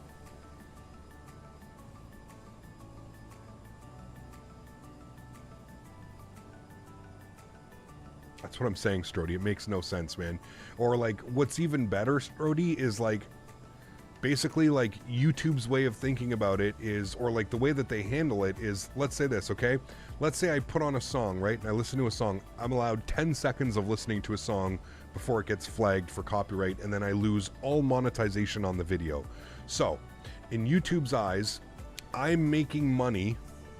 All the money that I make on an ad revenue, donations, memberships, whatever, I'm only making that money because I'm listening to that music. How silly of a way to go about, like, doing something like that, right? Like, if you listen to a song or you play a game, it's happened to me before, where, like, we're playing a game like GTA or some other type of game, and there's a song or music in the game, and then that game, the music in the game that we're playing ends up demonetizing the channel or the video, and then I get no monetization from that video. It's insane. It's insane, man. I just learned now that you can rearrange the Phoenix applications on their tablet. There you go. Yeah. It's it makes absolutely no sense to me how, like, the fair use and all that stuff, man. It's just ridiculous, man. It makes absolutely no sense how if I listen to a song automatically, like, what, you think I'm making donations because I put on a song? Like, what the fuck? Like, how, like, it just makes no sense, man. It makes no sense. Like, okay, I'm sure certain aspects people may be running a channel, you know, based off, sure, that's worst case scenario. You have somebody that wants to be a DJ or something, and they've got ad revenue turned on and donations turned on, and they're sitting there and they're just playing, like, you know, whatever, songs that are out on the radio right now. Okay, cool. I understand that, certain aspects. But for, like, normal content creators, somebody who is doing something other than, you know, and I understand, man, everybody needs to get paid, and you know, especially music artists and developers and stuff like that. Everybody needs to make their own cut, and I get that. But at the same point, it's music, right? It's everywhere. You can literally, on the same website that we're on right now, you can type in something and you can get 50 different versions of that one person doing that. You know, like, I don't know, man. That's crazy, man. You know, if you're literally putting their full song as a YouTube video, but for streaming, that's what I mean. Like, there needs to be, it's so archaic the way that it's done and the way that the laws are represented. It needs a complete rewrite, man. Like, I feel like if you're live streaming, I feel that, like, as a live streamer, we have to cut a deal with YouTube where, like, we pay an extra certain percent that allows us to play music, and I don't know, man. It's just crazy. It's crazy. I don't understand. I don't understand it, chat. How many copyright strikes are you able to get before you get banned? Well, it depends. There's different... So, a copyright claim, usually what happens nowadays is exactly that. You'll get a copyright claim, and you'll basically, you have to give all monetization of that video to the copyright claim. So, if, let's say I play a song, okay? I play a song, whatever, off YouTube. Some, I don't know, what's a new song, chat? Any new song, let's say I play it. Right then and there, if I play the entirety of the song, that's it. The monetization goes. And that person that holds, usually it's the record label, or, like, you know, somebody like that, Universal Music or something, or Sony Music, they'll get the rights, and they'll get all the ad revenue that I make off of this one video, or the video that I'm listening to the song. That's how it currently works. It's very weird, man. Now, there's also, you can get a copyright, so that's a copyright claim. A copyright strike is a little bit harder to get. A copyright strike is, like, let's say I took somebody's music video, put it on my channel, and claimed that I was the artist and that I was the person that made this video. That's a copyright strike. Strikes are a little bit more difficult to get unless you're stupid and you just don't care. You're trying to get your YouTube shut down. So I've had plenty of copyright claims. You know what's crazy? One thing that I'll never forget. Do you guys remember? We're going back a couple years now. Do you guys remember when T-Pain released stream? Remember when T-Pain was on Twitch? Probably right at like the beginning of the pandemic and stuff. T-Pain was streaming on Twitch, and T-Pain collaborated with a bunch of people, and they made a bunch of music that you could play on stream, on YouTube, on Twitch, and it was copyright-free music. Do you guys remember that? And they were bangers. Like, some of the songs were really, really... It's T-Pain, right? Like, some of the songs were really, really, really good. Anyways, what ended up happening is there was a artist that he ended up pairing with, and he ended up going back like a year or two afterwards and going back and claiming his content on the free T-Pain music that he put back. It was insane, man. Like, it just shows you how, like, slimy some people are. You know what I mean? It's weird, though. I sometimes get music. Yeah, absolutely, Daily Dose. So what happens is, even for myself, man, I use Epidemic Sounds, right? I use epidemicsounds.com. Even through Epidemic Sounds, what will happen is somebody will have their music up on Epidemic Sounds. They'll be getting a payment from Epidemic Sounds, and then they'll go and they'll remove their entire playlist off Epidemic Sounds, and then go back and manually try and nail everybody down. Basically try and strike everybody. I get them all the time too, Daily Dose. I just appeal it, man, or just mute that section of the video. Usually it ends up being like a 2 or 3 minute song. Just mute it. Don't give them the benefit of claiming your hard-earned work. You know what I mean? Because you're playing music in the background, they get to claim all of your monetary. Like, no, get out of here. So stupid. So yeah, that's what I do, man. I either appeal them or I just mute that section of the video so that I keep all the monetization. Not just gonna free handouts, right? 57 miles till top of descent, guys. 8 minutes. 7 terabyte is a lot of room for some. There's a lot of. Wait, what? That's a weird thing to say. Normally I mute it too. It sucks though. It's annoying. Yeah, it's crazy, man.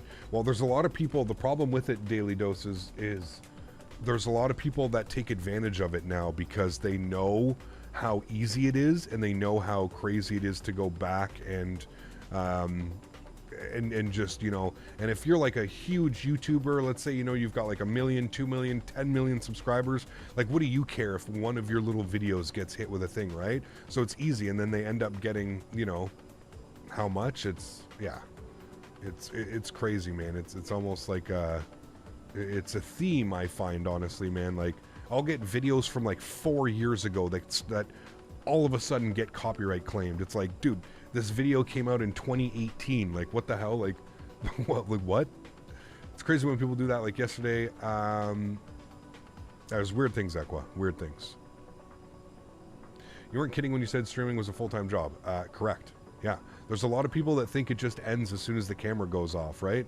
Like, let's not forget the hour and a half that I was sitting at my PC this morning, getting everything set up, making sure everything runs smoothly, and then probably the hour after stream that I'll be sitting here answering emails, answering Discord messages, cleaning everything up, making sure everything's good for the week, yada, yada, yada, man. There's a lot more that goes into this than just sitting here on a camera and reading messages, right? Yeah. You may have mentioned this, but I missed it. Why does it show 37? So that number isn't quite on. These numbers sometimes don't match up. The speed and the altitude, it's a difference between the simulator and the tracking tool. I'm not quite sure, Trent. I haven't figured out exactly what causes it and why it does it. I just know that yeah. Streaming is harder than your 9 to 5. I wouldn't quite say that, Zach. I'm definitely extremely blessed, and I understand that completely, but I think streaming is a lot more difficult, especially streaming full-time and managing contracts and managing sponsorships and, you know, trying to keep everybody happy and everybody pleased. I think there's a lot more that goes into this than most people think. You know what I mean? Night Dog, hello, man. You don't have to say hi 3 times. Yes, hi. Hello. Have you been to a live stream before? Contact Los Angeles Center It's not. 124.62. It's not. It's not. Oh my god, dude.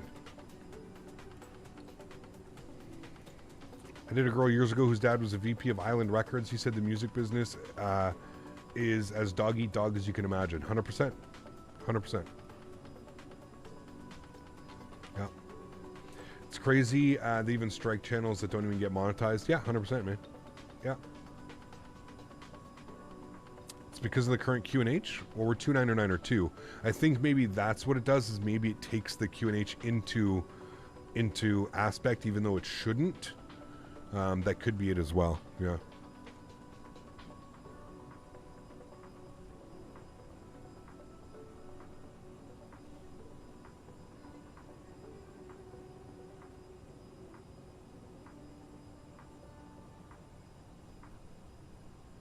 Cheers to the Canadian Rockies. JD, how are you, my friend? Good to see you, dude. Cap, are you going to spend 23 USD on the Phoenix? I don't know if I should buy it. I probably SkyTime. I have a friends and family account with Orbex, so I can reach out to Orbex and get a copy for myself, a review copy. So I'm probably going to get a review copy just so that we can do some comparisons. I don't think Flightbeam is close with theirs. I think it's still a little bit away. So yeah, we may be able to check that out. Yeah.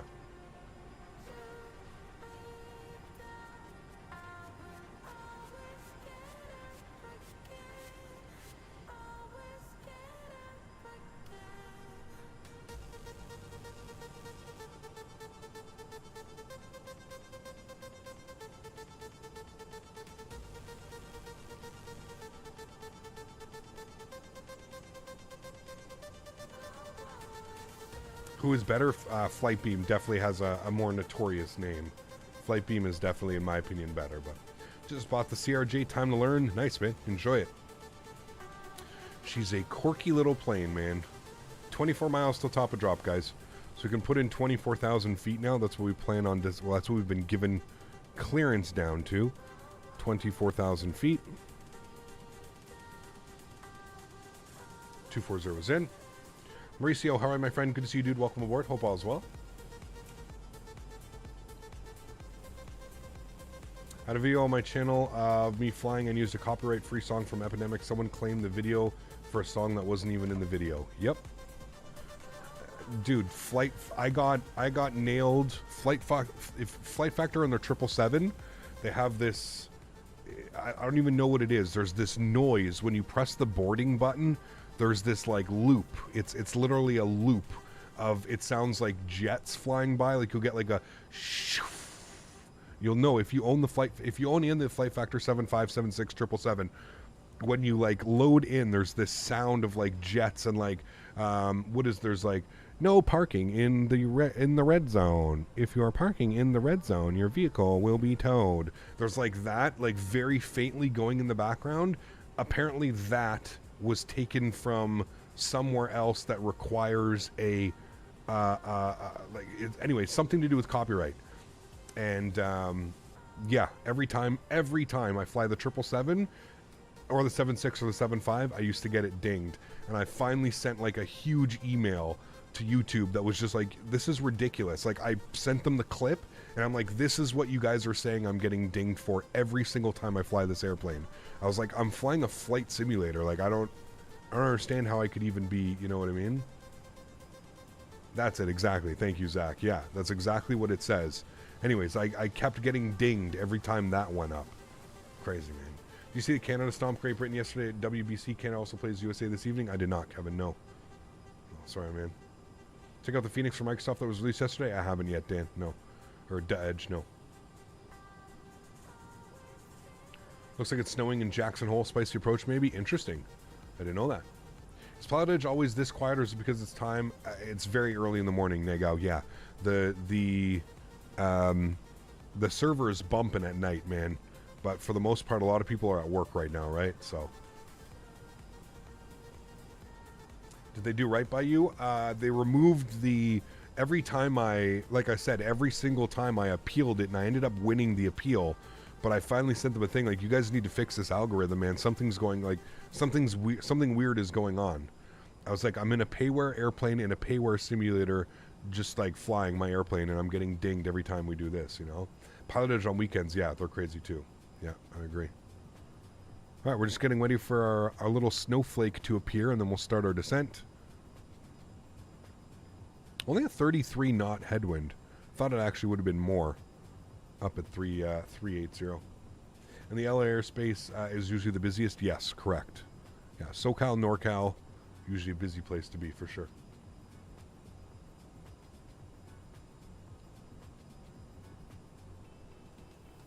All right, we're just passing through top of descent now.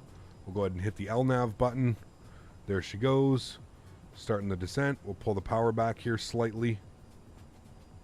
And there it goes. We have started our descent into Jackson Hole. Put the seatbelt signs back to the on position. And we'll go ahead and check out the METAR report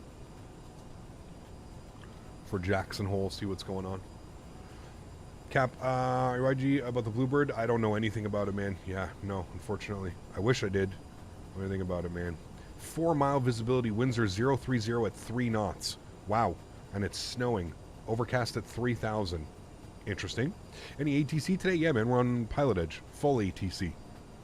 We've just been, we've been cleared to flight level 240 by Salt Lake Center. Now you can see the cloud out there. It's definitely there. That'll be fun. Remember, you do. What are you gonna buy, or are you gonna hold off? So SkyTime, I'm gonna get it for free. I would hold off. If I was spending my own money, I would wait to see what Flightbeam does and to see if Flightbeam's is any better. That's what I would do. If that's what you're asking. AM Sim, although they do make decent scenery, I don't think that they're on the level of Flightbeam. Not yet, at least. Now, that being said, it's up to you, but if it was my choice, I would be waiting to see what flight beams look like. Yeah. Pilot Sam, what's up, man? Good to see you, dude. Welcome aboard. Hope all's well.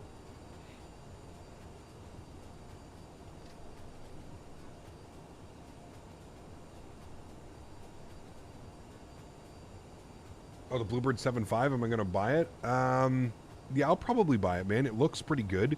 It looks decent. They have a couple real-world 757 pilots working on it as well, so that's going to keep me interesting. Hopefully it'll keep them all in line and in check, and should be a good airplane. Yeah. We fly the CRJ-200. We don't have the CRJ-200. We have the 550, the 700, the 900, and the 1000. Cap, do you like the Sacramento scenery? It was okay, Diego. I still think it's priced a little bit too high. At like 18 euro, I think it is, or something like that. I think that's far too much. Should be like 12 euro, 15 euro. But if you fly into Sacramento, you want something different other than, for me, obviously as a streamer. 03 contact, Salt Lake Center 133.25. 13325, Skywest 6003. We'll see you. All right, 13325. He knows we are descending now, so he's sending us over. We'll flip over to Salt Lake City Center. Salt Lake City Center, good morning. Skywest 6003 descending. Flight level 310-240. Scout 6003, Salt Lake Center, Jackson, altimeter 3003, descend and maintain 16,000. Advise with the ATIS, and I'll take your request if you have one. 3003, 16,000, and we'll pick up the ATIS here in a second. Get back to you for Skywest 6003. All right, we're cleared down to 14,000, I believe he said. Right, chat? 14,000? Something like that. I think 16. Did you say 16 or 14? Let's go 16, just because I feel like he said 16. And then what we need to do is we need to grab the ATIS here in Jackson Hole later. Let's go to Jackson Hole. Let's see if we can pick up the ATIS. You did say 16? Okay, perfect. 2062. Let's see if we can grab that quickly. 120.62. 120.62. All runway assignments and code short instructions. Advise on initial contact. You have information, Juliet. Jackson Charlie Airport. 8 with information, Juliet. 1452 Zulu. Wind 020 at 3. Visibility 4. Light snow. Mist. feeling 3,000 Light snow and mist. Temperature -7. Dew point -8. Altimeter 3003. Arriving and departing runway 19er. ILS runway. Okay, cool. Salt Lake Center, Skywest 6003. Sky 6003. We've got information Juliet, and we'd like the ILS Zulu 19 if possible, please. Sky 6003, no problem. Expect that out of the Denor VOR.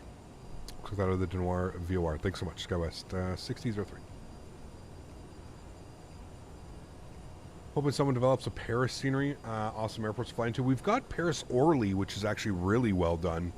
Paris Orly is great, so we've got that one.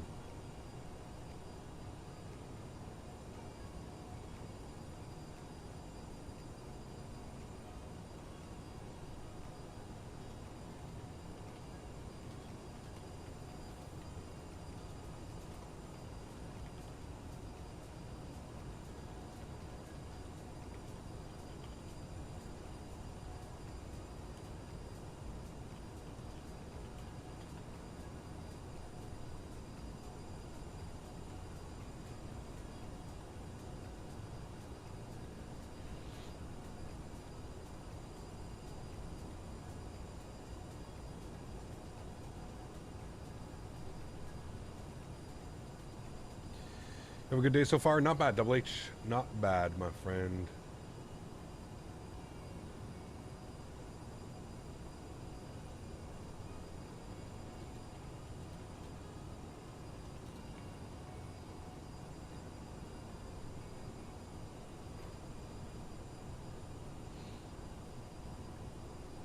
All right, 16,000 is in. Speed's getting a little bit away. Let me pull the power back here just a little bit. Okay, so we know that it's going to do the ILS frequency. That's fine. Let's get some minimums in here, chat. So we've got an MDA of, oh boy, this is going to suck, 6651. Holy shit. 60. Am I even going to be able to scroll this up? Oh my lord. Can I hold this? No, I can't even hold this. 6651. I'm going to have to scroll this all the way up.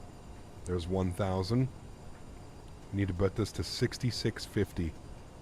Good thing we're doing this now. There's 2,000. Spin that dial. Oh my lord. Okay, there's 3. It's actually not as slow as it would be. There's 3,000. Almost halfway. Okay, we're halfway there, chat. Gonna need a new gonna need a new mouse because we burnt out the scroll wheel doing this.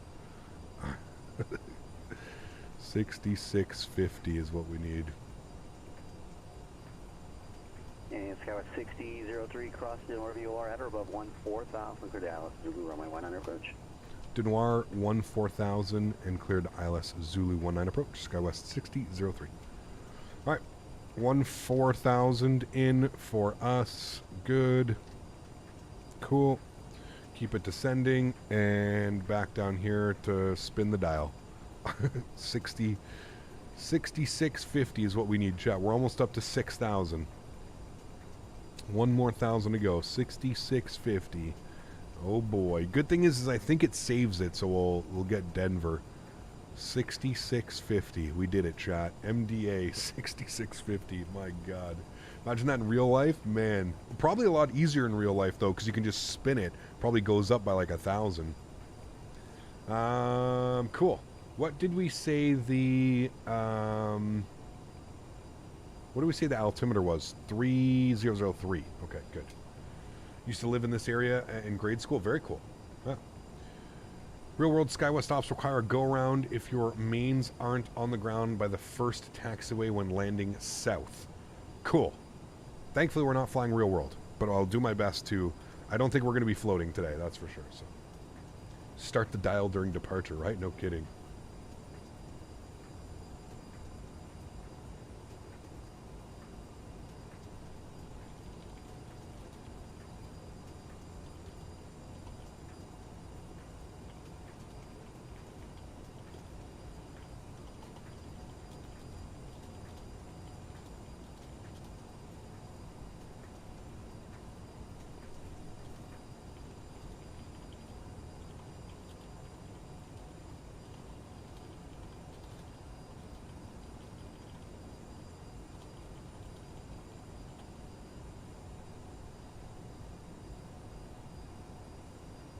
Today is one flight or two. Two flights. We're going back to Denver after this one.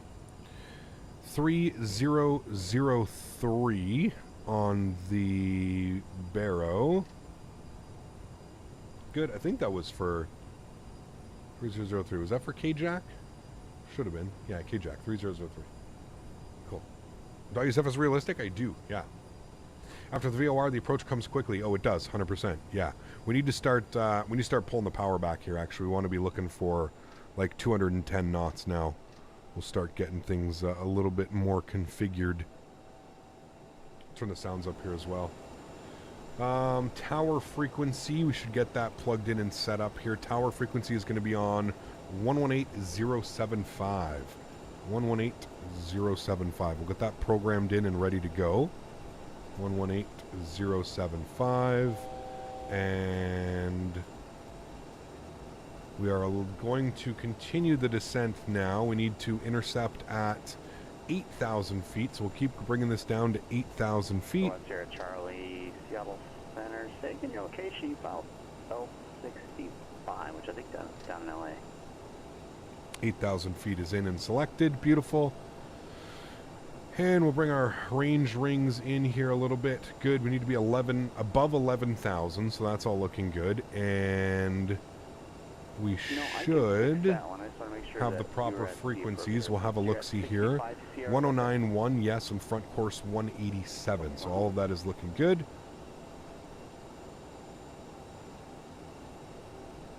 Cool. We'll see how it handles this. It's going to be a little bit tricky, to be honest with you. You can see the wall of snow in front of us. There's that snow and rain that the ATIS was confirming. Departure with Seattle on 132.6, squawk 344. Speed's good, though. We're rolling back. We're under 250 now. Everything's good there. I think what I'm going to do... Actually, we'll fly it out to Zosov, and we should be good. Where are we here? We're on this track. We're out to Ziviv. Ziviv at 11 it wants us. We're at 12.5. Should be good. Should be good. But yeah, you can see the wall of snow. Pretty crazy, man. Pretty crazy. I'm telling you, chat, weather follows me. I think it's a proven fact at this point. Weather follows me. Anti-ice, 100% we're going to put that bad boy on. Yes, absolutely. We should probably do that right now as well. We'll get the wings and we'll get the cowls on. Center, send me the Bruiser 1 arrival for runway 7 right. Altimeter 3004. All right, speed's good. We'll go flaps 1. Be the Bruiser 1 for 7 right, 4582. I am going to throw us on a heading mode now so I can flip our... I'm going to go heading select. I'm going to flip our nav source over to localizer 1. And we're basically on path right now. So I'm actually going to heading and path. I think it'll stay on that actually. What I'm going to do is, just in case, I'm going to throw on vertical speed. I'm going to continue to descend at about 1,200 to 1,500 feet per minute. Speed can come back to 190. We can go down to this guy here as well. Go to performance.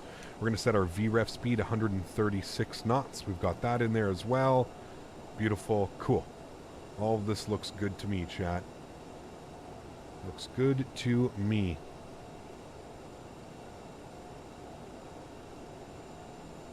Speed. Now we're good. We're looking good. This is why we got ILSs, right? Roger, we'll check the weather. Nasty. Flying into... I mean, look at that, though, chat. With the... Look, chat. We got the rainbow. We got the clouds. We got the mountains. I mean, holy. What an epic approach, man. Epic approach. We'll make the left turn here to intercept.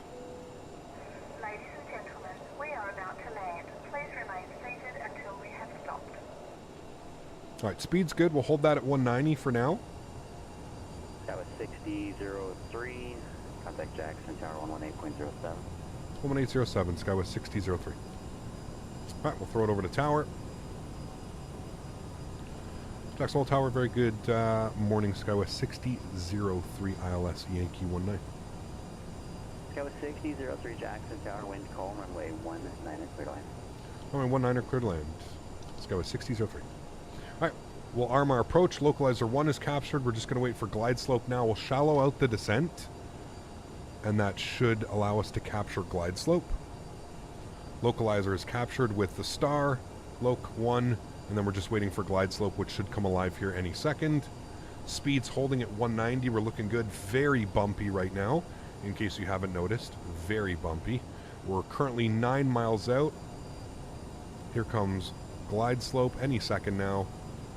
Just waiting for glide slope. We're at 8,000, 1,000 to go. Should capture glide slope. There's glide slope, green star captured. Beautiful, cool. So we've got glide slope, we've got localizer. 6003, where would you like to begin?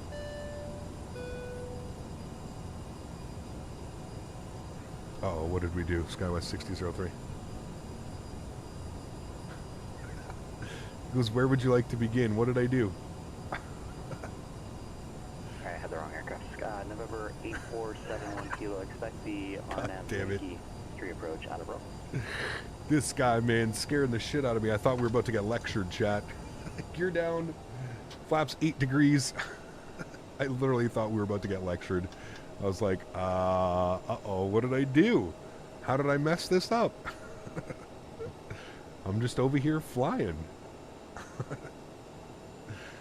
Oh, boy. All right, there's the runway. Seattle Center, TBN 10 Charlie. Let's go flaps. 650. 20 degrees. 10 Charlie, Yankee, release for departure. Clearance void if not off by 1758 Zulu. Time out 1750. Good old If not off Marcus. by 58. Flaps Off 30 by degrees. the hour with your intention. Exchange group. Sounds are going up. Enjoy the arrival, guys. Catch you down on the ground. 1,000 feet. Yoke cam is on. Again, this yoke is sponsored by the wonderful people over at Thrustmaster. If you guys want any more information, please click on the links above. Speed's coming back. It's bumpy, so speed's being a little bit weird. My airplane. All right, let's get it, chat. No floating here, chatties. No floating whatsoever.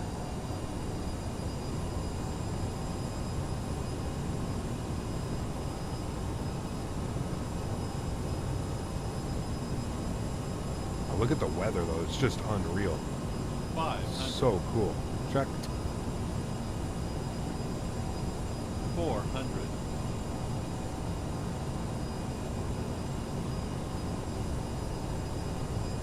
300. Nice back pressure. Too white, too red, all the way in. A little bit low on the speed. 200. Again, we're probably looking for a little bit more firm of a landing than normal, just because it is such a short runway. 100. Minimums. Continue. 50. 40. 30. 20. 10. Reversers, nose down gently. Little bit floaty, that RJ.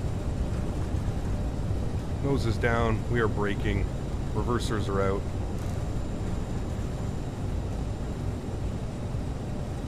And 60 knots, reversers stowed. Yeah, 6003 left at the end, and then Alpha to the ramp. Monitor ground 124.55 will do so. Left at the end, monitor ground and Alpha to the ramp. Skywest 6003, we'll see you soon. All right, ladies and gentlemen, welcome. Little bit floaty, real close to where we don't want to be going, but not bad.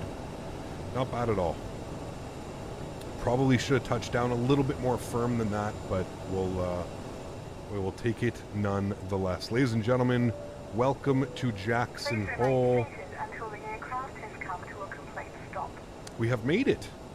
Beautiful. It's such crazy weather, dude. Second longer float and we would have been off the runway? No, I don't think so. But, yeah, I don't think so.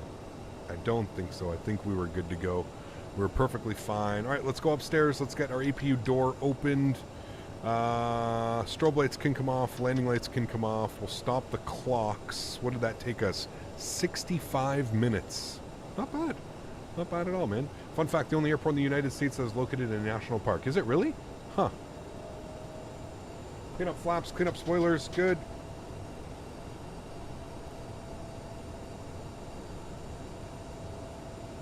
And we can kill the anti-ice. Good thing we had the anti-ice on, I think, there. could have been a little bit gnarly without that. That's why oh, that's right, because if you have the cow, I was wondering why the engines felt like they were at such a high idle, but it's because you have those on. We want gate number 2? We'll take 2. ETS. Oh wait, shit, no, we missed it. We want gate 6. Sorry, missed it. Gate 6, chat. Change facility. Gate 6. Medium. No. ETS. Yes, there we go. That's what we want. Cool.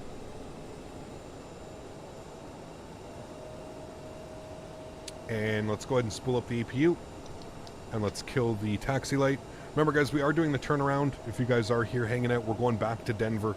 So I'll probably need a good, like, I don't know, 20 or 30 minutes to do the turnaround. But we will be doing the turnaround. No more strobe lights. Party's over. Exactly. What's up, Jay? Wish they let you select the parking from the air so you can plan a bit. You can, Anthony. They've added that a while ago. Under 10,000 feet, you can now select the parking. I usually just wait because we're flying on a network, so it's a little bit weird sometimes. Sometimes somebody can be at your gate. There could be like some weird conflicting issues or something. So yeah, I usually wait. But yeah, you can select it in the air now. Under 10,000 feet, it should allow you to select it. About 20 north of the standpoint NDP.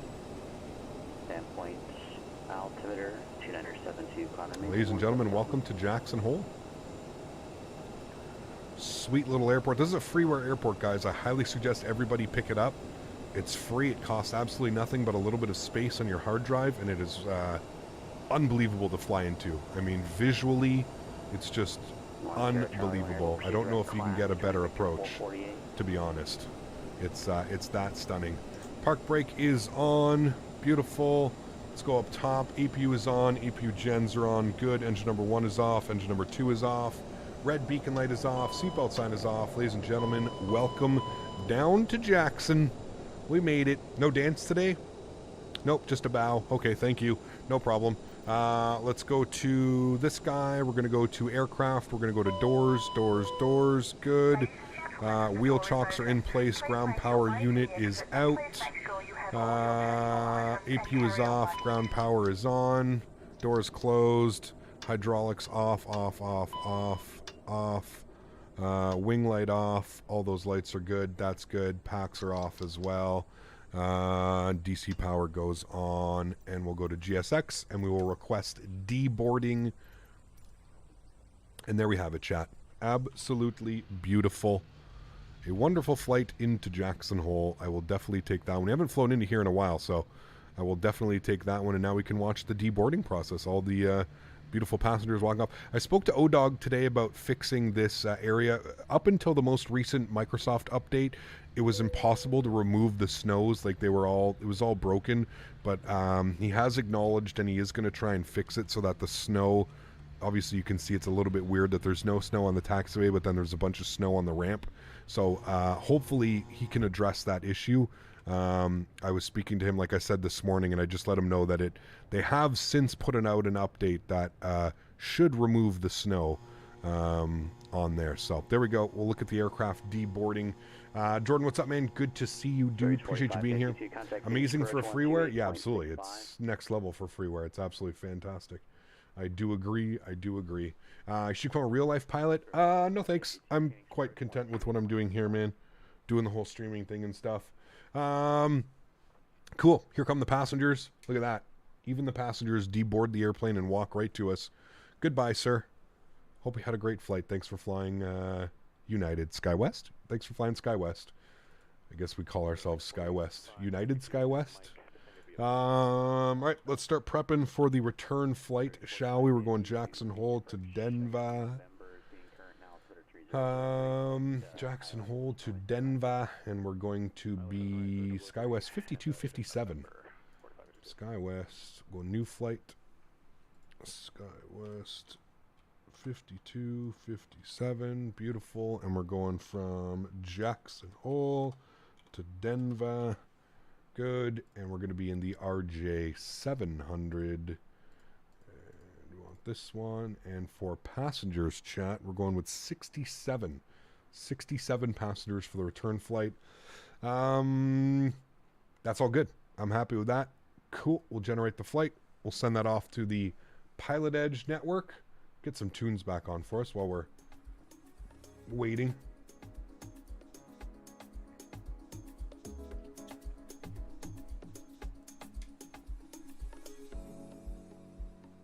They need some winter clothes. Yeah. I don't know what they're doing coming to Jackson Hole. Like, we're here to snowboard. Hey, how are you? Some of the way they walk is just hilarious, man, to me. It's too funny, man. Chris, nice dude. Oh, man. Really got to fly that RJ again. I missed it last time I flew it in the sim was a year ago. Yeah, it's a lot of fun, man. It is a lot of fun, dude. It is a lot of fun. My man was strutting. Dude, they're funny, man. Have to go. Have a nice day and evening, everyone. Sammy, take care, my friend. Thanks for being here. Appreciate you, dude. Don't forget to smash down that thumbs up, guys. If you did enjoy that approach, do me a huge solid. We're looking for 300 likes on today's flight, on today's stream, sorry. So please don't forget to smash down that thumbs up button. We are doing the return flight back to Denver, so lots of time to hang out. Let's go ahead and send our flight plan off. We'll pre-file it. VATSIM pre-file. Not VATSIM, sorry, Pilotedge pre-file. We are not on VATSIM.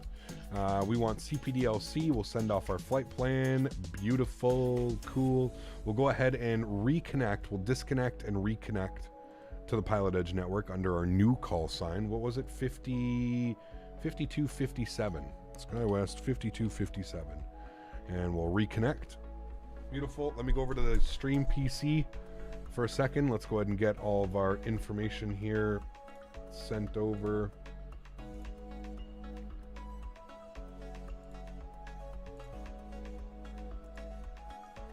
Get the flights updated for you guys so we have live information.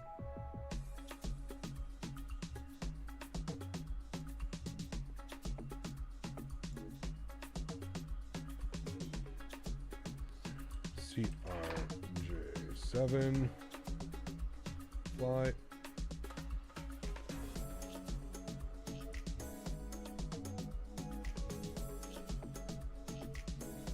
Right, all that information should be updated for you guys there. Beautiful. Okay, cool. Sim brief, flights, unload, import, load. Jackson to Denver, beautiful. And Flatty 3. We're going to be on the 1.6s, I believe, for Denver. We'll see you when we're ready to go. We're on the Alpine 3 departure as well for runway 19 to Kickney. So that's good. Cool. All that is set there. We're looking good with that. Wonderful. So let's jump back inside the aircraft here quickly. I'm going to work on a couple things. So cool. You actually see them like walking down into the terminal. So badass. I love the GSX profile for this, man. It works really, really well. So let's come down here. What I'm going to do is I'm going to do a cold and dark status. I'm just going to reselect that. Just resets the airplane, basically, and then we can go through and do a couple things. It takes a second. It's probably going to freeze the simulator. There it goes. We'll close you out. That's fine. Okay, wonderful. So let's go to performance mode. We'll leave this all here for now. Cool. Let's go to the overhead. We'll get our battery master switch on. I am going to select the ground power. We'll open. Good. All that is set. Wonderful. We'll get ground power back to the on position. Cool. Brings the airplane alive. We'll get our beacon light on. We'll get our, sorry, not beacon. We'll get our nav light on and our logo light on. This looks good. We'll go ahead and get window heat to low. That's fine. That all looks good. Recirc fans on. That is all set up there. Cool. I like that. We'll come back down over here. Go to the performance tab. We'll plug in some information in here. So according to SimBrief, we are looking for a 0 fuel weight for the return flight 28044. 28044. We'll enter that twice. Good. And then fuel for the return flight 3,500 because of that tailwind. So 3,500 kilos of fuel. We'll enter that. Good. We'll set payload weight in simulator. We'll hit that twice. Wonderful. That looks good to me. Cool. Let's come down here to the McDo, the FMC, whatever you want to call it. We'll go to index. We're going to go to pause init.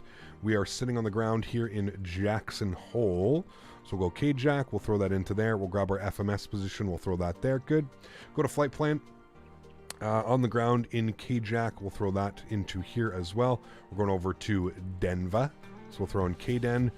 Flight number today, Skywest 5257. Wonderful. And our alternate airport is Caicos. It's Colorado Springs, I believe. We'll throw that into there. We'll execute all of that. Good. Cool. Now that we've got that, we should be able to log on. Here we need to throw our new call sign. Oops, didn't mean to do that. We'll clear that out. Where's my clear button? Clear.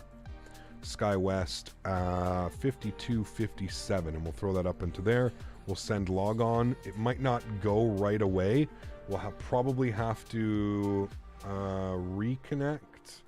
Bear with me here.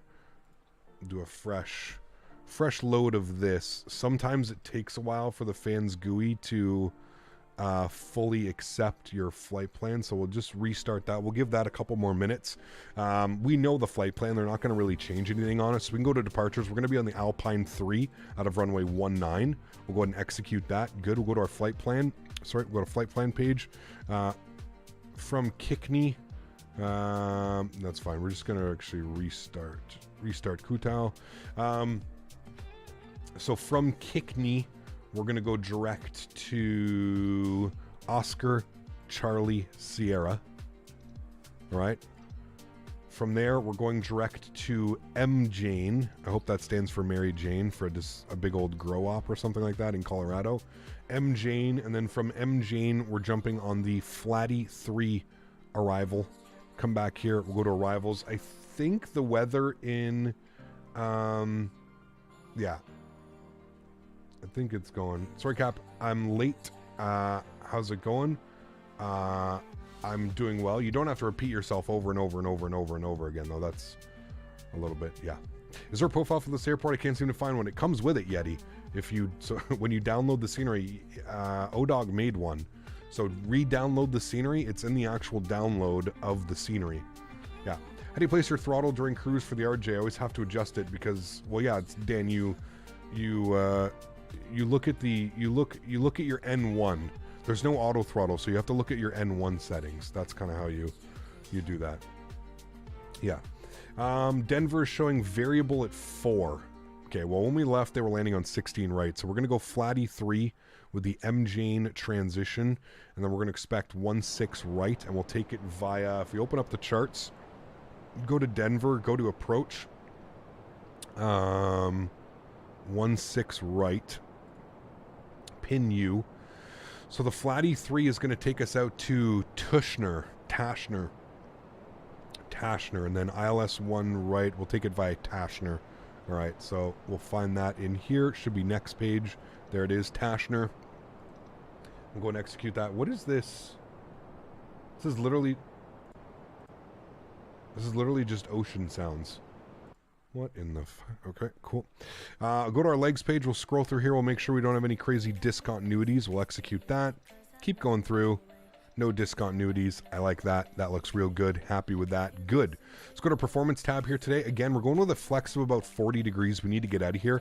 Don't have a lot of room. We may actually go for a max power takeoff. We'll see how it goes. Will it accept a flex of 30? Will it accept a flex of 25? Okay, let's do a flex of 25 and see what that gives us on the N1. That should be into the 90s, I would like to think. Go to our perfinite. We're going to come over here. We're going to send our performance data over to the FMS. There's our zero fuel weight, 28.4. We're going with flight level, I think 37,000 feet for the return. Flight level 370, yes, correct. 37,000 feet for the return flight. We'll execute that. Everything looks good. We don't need to go to VNAV setup. It's going to give us the same information we have. Perfect. All of that is good. Go back to legs. We'll set you. Good. Let's try and do our... We need to set these actually now. My apologies. That should have been done first and foremost. These guys are on. A little bit of floodlight. Those guys are on. And then we'll get some interior lights up in here as well. Good. And a little bit of floodlight. Good. Okay. Cool. So that should be all set. That should be all good now. Let's try our CPDLC again. Let's log on. We're Skywest 5257. We'll send log on. It says log on denied. So I sometimes have this problem with Pilotedge where I don't know if there's something that they need to do on their end. that makes it work, but it keeps on getting log on denied. So if we don't get this, we may have to get our like conventional clearance. I don't know if they have to do something on their end, like they have to approve it or something like that. I'm honestly not sure. So yeah, Ocean Sound was great. ASMR was close to passing out. I don't know, I've never heard that one before, man. It's not offered at this airport. They only offer it at some airports. Ah, interesting, Tom. Okay. Huh, okay. Well, you know what then? We'll grab clearance the old-fashioned way, Tom. Let's go ahead up top here. We've got Denver. I think we have to go... Oops, we have to go here. So, Jackson... Yeah, you would grab it from ground. Jackson ground on 2455. So once again, my radio stack, whenever I do that, for some reason, it doesn't work. Page up, page down, does nothing. So, that sucks. Oh, no, it does work now. Okay, good. Frequency was 12455. 12455. And I think we have information Juliet, but we'll make sure that that is the most current ATIS. 12455 is in. And then we'll make sure that we have the most current ATIS on 2062. Is that 06? 2062 for our ATIS. We'll grab that. Only the biggies? Gotcha. Cool. That makes sense. Use. Read back all runway assignments and hold short instructions. Advise on initial contact. You have information, Juliet. Okay, we've got info, Juliet, so that's good. Jackson HOLE Airport. 8 information, Juliet. 1452 Zulu. Wind 020 at 3. Visibility 4.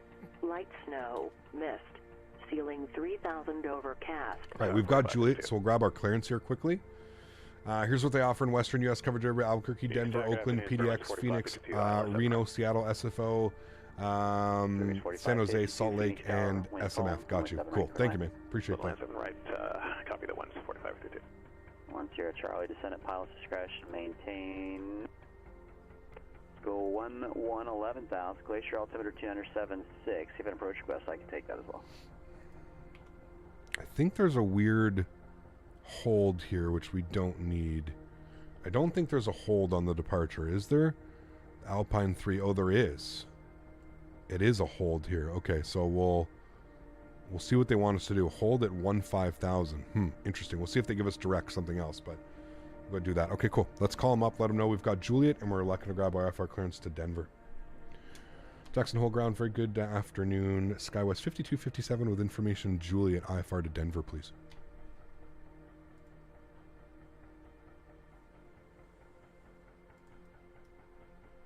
Skywest 5257, Jackson Ground, clear to Denver International Airport, Alpine 3 departure, then as filed. Climb via SID. Departure with center 133.25, squawk 5646. Cleared into Denver by the Alpine 3, then as filed. Climb to the SID. Departure frequency is Denver Center 133.25, squawk 5646, Skywest 5257. Got 5257, read back correct. Beautiful. Readback is correct. We got all our information. We've got all of that now, chat. That is fantastic. So what we're going to do is we're going to jump back inside here. We're going to go to the aircraft. We're going to open up the door. Going to open up you. Beautiful. We're going to go to GSX. We are going to make sure that GSX knows that we've got our sim brief loaded. There it is. Beautiful. There's the ding. 67 passengers. And we're going to go ahead and request boarding. Beautiful. And we're going to go ATS. Good. And with that, all is swell and well. I'll leave you guys with this view right here. Like everybody coming up into the airplane. How about that? We'll go like something like this. Nice little view like this of everybody walking on and going into the airplane. And then what I'm going to do quickly is I'm going to go eat my lunch very quickly. I will be right back. Yes, we want to board both. We want to board everybody. Cool. All right. I'm going to eat my lunch. You guys enjoy the boarding process, and I will see you all in about 5 or 10 minutes. See you guys shortly.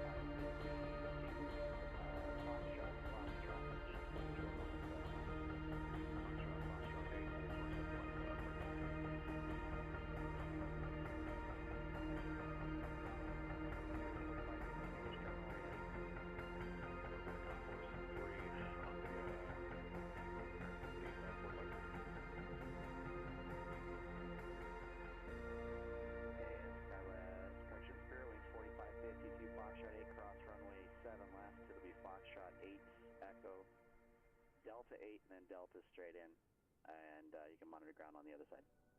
Foxtrot 8 Echo, Delta 8, I believe, about cross 7, left 45 feet. Yep, you got it. I appreciate it.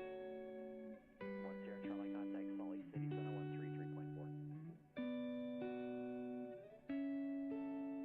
10 Charlie, Salt Lake Center 133.4.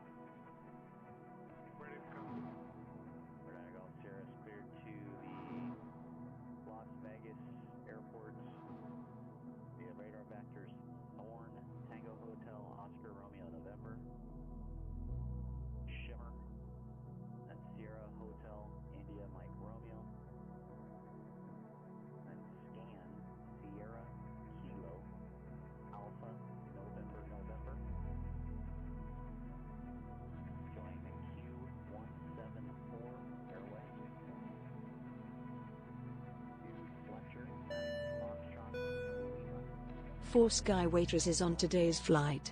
Man, there's going to be some new members to the Mile High Club today. I hope it ain't the kid.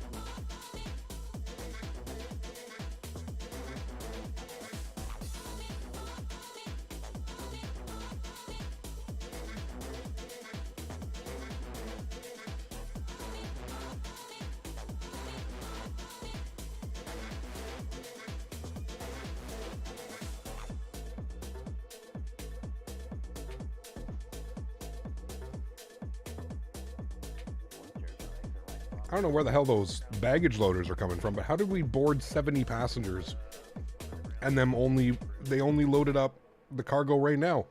That is absolutely absurd. Jackson Hole, we are making a complaint as part of United Express that this is taking far too long with the baggage today.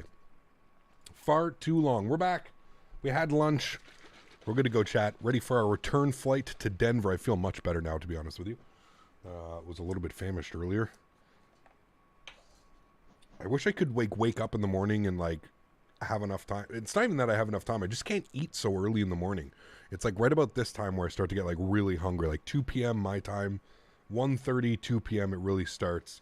What was for lunch? I made honey lemon chicken. I've been doing a lot of meal preps lately, a lot.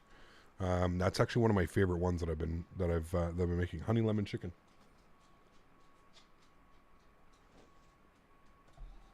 Honey lemon chicken. Those mountains in the background with the weather, so good. I agree, yeah.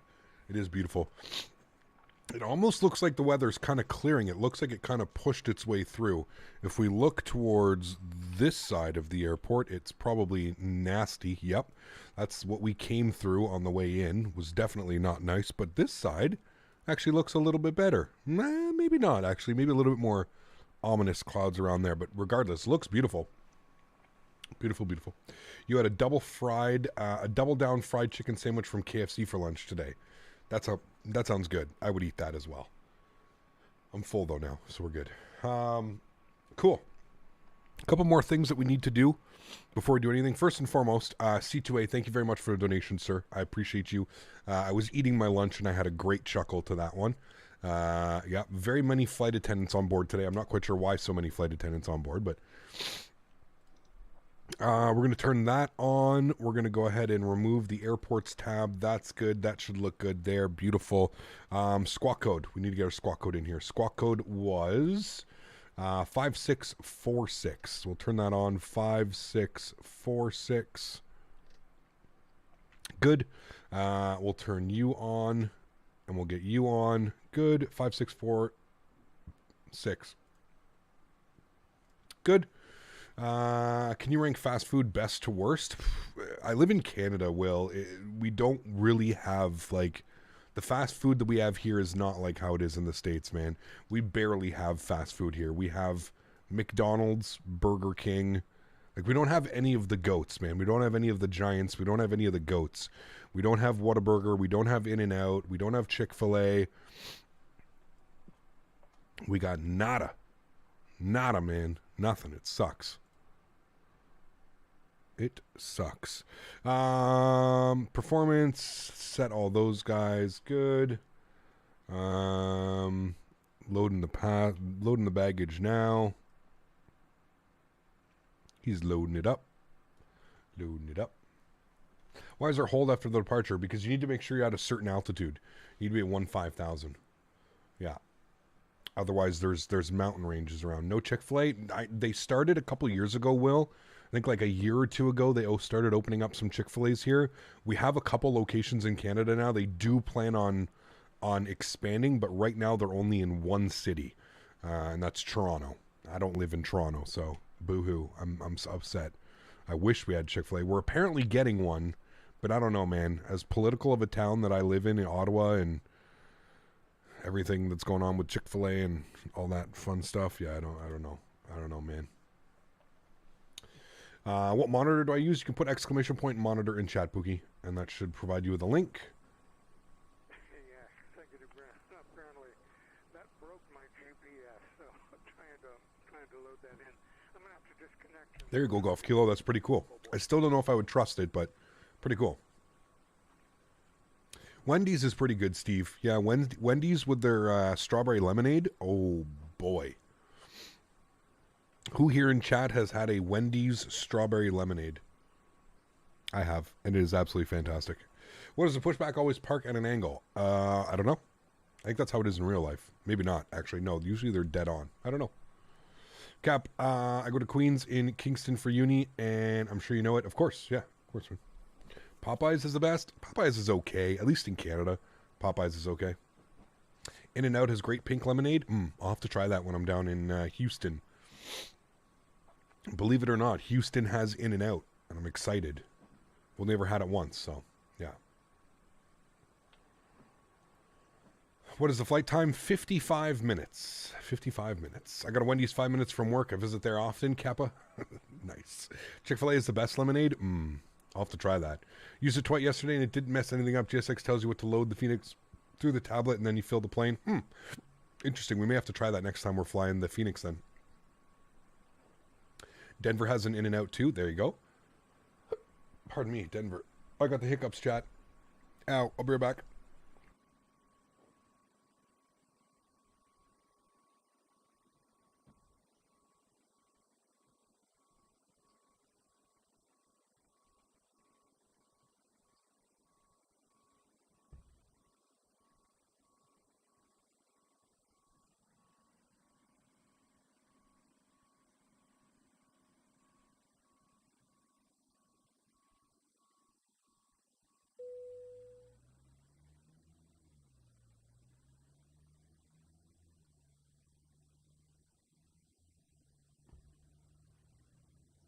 Okay, we're back. No more hiccups. That's what happens when you're very hungry and then you eat too quickly. You get the hiccups. Okay. We're fully boarded. The baggage loaders are gone and saying bye-bye, so that's good. This guy's driving through the wing. Perfect. Let's come down here. Let's go to our aircraft. Let's close the doors. Let's go ahead and spool up the APU. Ladies and gentlemen, on behalf of the captain and crew, welcome aboard this flight. We hope you enjoy flying with us. Before takeoff, we would like to encourage all passengers to watch our cabin crew display the safety Anti-ice? I don't think we need it. We should be good. If we were departing that way, we'd probably need it, but I think we're good with that way. I don't think you really do anti-ice at the gate either. I don't think that's a thing. EPU is on and available. Ground power comes off. Wonderful. Boost pumps on. Air conditioning on. Seatbelt sign on. Emergency exits are armed. Beacon light comes on. Hydraulics auto on. Auto. Good. And we'll go ahead and remove the ground power. Remove the wheel chocks. We'll prepare for pushback and departure. Beautiful. And no. And we have to, this is a non-movement line, so we need to call ground, and we need to make sure that we have clearance to push back on to Alpha. So we are on ground. 2455, I believe, is ground. Yes, 2455. And we're going to request a push and start onto Alpha.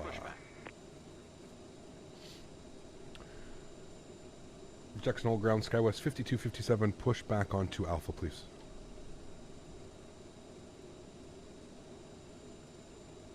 Kurt eating your first quesadilla and it's homemade slaps. Nice. Got 5257 Jackson ground. Push to Alpha approved. Push to Alpha's approved. Thanks. Skywest 5257. Is Aerosoft CRJ-700 worth 50 pounds? What is it for the whole package? What is it for the 550, the 700, the 900, and the 1000? Has anyone developed a detailed ERJ-145? No. Cap, how do you get the stuff on your MFD? What do you mean, SkyTime? This? Like this? This stuff? Locking gear. Vishath, thank you very much, man. 20 months. Appreciate you, dude. Huge no floaties to you, my friend. 4 more months till that wonderful golden leaf. You got it, my man. Thank you for your support, dude. Appreciate you, as always. Thank you, thank you, thank you.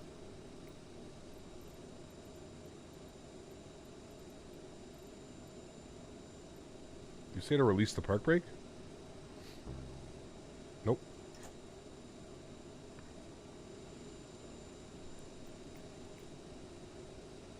Continue pushback. No. Due to icing conditions, please stand by for engine start Face until push north. completed and brakes set. Facing north, correct. Release parking brakes. Alright, park brakes are released. Commencing push. Beautiful. Due to icing conditions, Cool. please stand by for engine start until push completed and brakes set.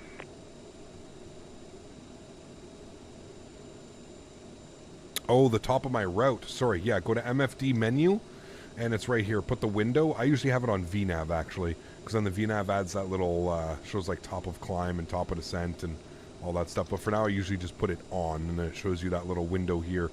Shows you Denver, how long, time, and the weight of the fuel. Cool. Let's go continuous relight on, and we'll go ahead and spool up engine number 2. N2 percentage rising. Again, looking for about 21% before we introduce fuel. Flying Iceland to Boston on Play A320 Neo. Nice. So CRJ are worth 50 plus 20. If you actually plan on flying it, I would say they are worth it. Yes, correct. Where are you going? Oh, that's right. They put them on an angle. Set parking brakes. I forgot about that. O-Dog said this is how they push jets back in real life. They don't do a full turn. They do like a half turn to get you out. Something about this is how they do actual pushbacks here. I remember asking him about that one. Introduce fuel and bring it to idle. Good. Homie said wait for spool up. Yeah, they always do that, man. Just because de-ice. They want you to de-ice. Cap, thoughts on John Juan's burrito in Ottawa? I don't know if I've ever had it, Jones. I don't know if I've ever had it, to be honest with you. Unlocking gear. Going back to Denver, yes. Back to Denver. Atlanta does the same thing for pushbacks. Interesting. All right, number 1. ITT rising. Ladies and gentlemen, please pay attention as we display the safety features and procedures of the aircraft in case of an emergency. Looking for 21%. Please remain in your seats with your seatbelt fastened and your seats in the upright position. In case of a drop in cabin pressure, breathing masks will drop from the ceiling and should be placed over your head. There's 21%. We'll introduce fuel, move it to idle. The walkway emergency lights will display to the exits, which are located here and here. In case of an extreme emergency, Windows, you'll be probes, instructed to get into the brace position, all of that which is good. executed by placing your head between your knees with your hands over your head. We would Do the also same thing like for to in remind you Denver. that you should turn off Yeah, I've all seen Denver a lot of electronic straight devices. pushback. We thank Yeah. you for paying attention during this brief presentation.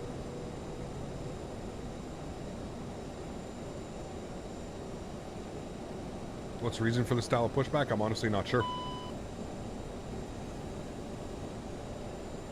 I am not sure, to be honest with you. All right, looks like we've got 2 stabilized engines. We'll set flaps 8 degrees. The flap comes out so quickly on this airplane, and 8 degrees looks like nothing. Good. Continuous relight can go off. EP can go off. AP door can get closed when that's off and done. Good. Everything is set there. I'm happy with that. Let's go ahead and get our trim value set here as well. Go to performance. Performance wants 7.4 on the trim. 7.4 is in right there. Beautiful. We'll make sure that our stab trims, mock trims, and our yaw dampers are on. Wonderful. We'll go ahead and arm the reverse thrusters. And we're looking good there. And then we'll let ground know ready to taxi. Vessel ground, Skywest 5257, ready to taxi runway 19.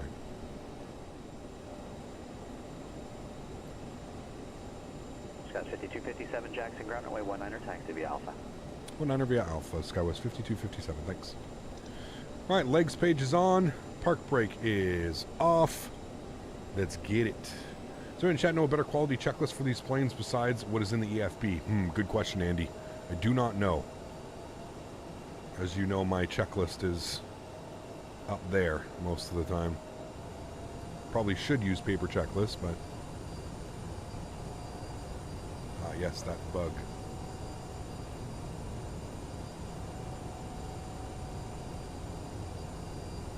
How do you turn on your squawk time? So sky time, it's right here. You have to have this little button here. So guys, standby 1, and then it should flip that to green.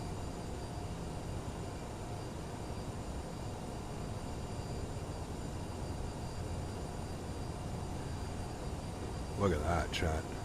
Can actually see a little bit of the mountain range out there. What a cool ass airport, man. Again, chat, completely free.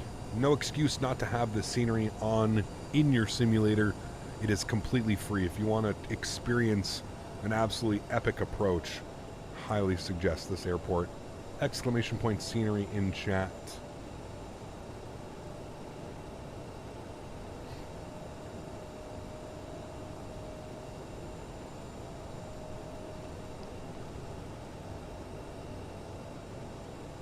Right, and I believe we can go all the way down here to Alpha 4, where we're going. They have great nachos, but I'm sure you've been had the burgers and shakes.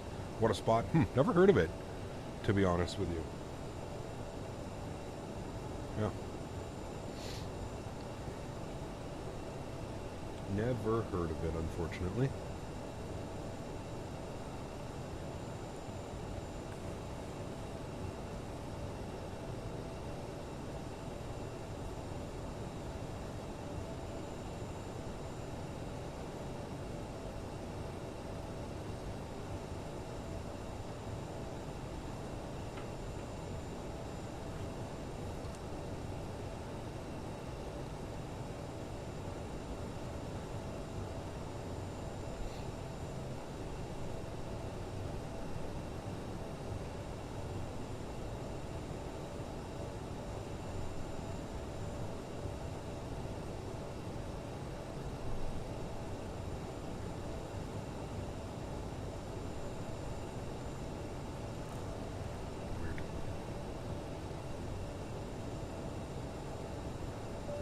How long is this flight? 55 minutes.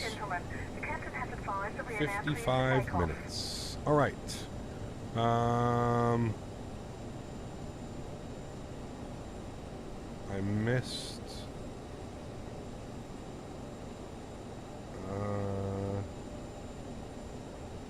Okay, I missed the. Departure frequency 3325, that's good. Tower 1807, so we'll plug that in. 1807. What runway at Denver? We're thinking 19 right.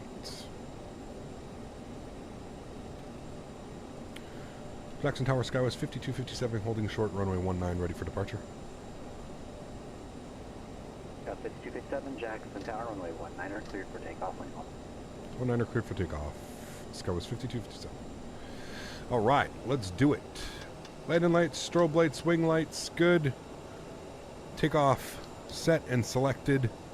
Everything is on. Looking good up there. And then departure frequency 32. What was it? 3255? Departure frequency 3325. 3325. Beautiful.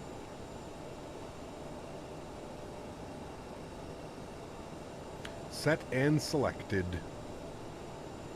Yeah, 19 right. What did I say? That's exactly what I meant. 19 right in Denver is what we are planning. That's what they're suggesting.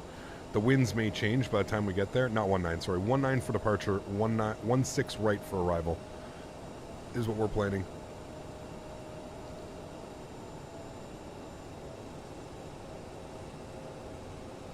We need all of this runway.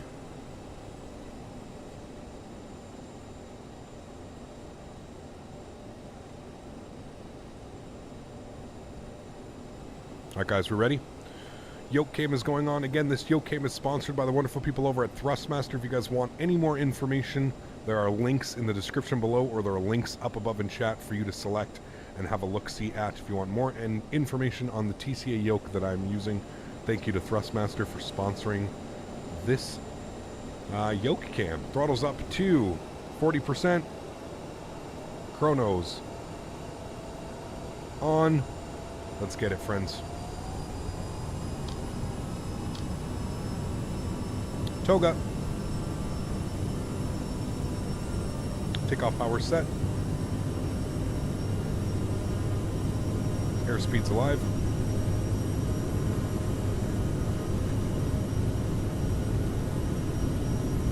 $80 knots.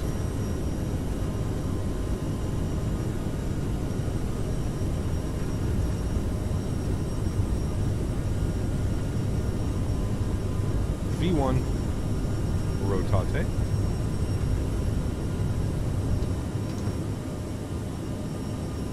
Positive rate, gear up.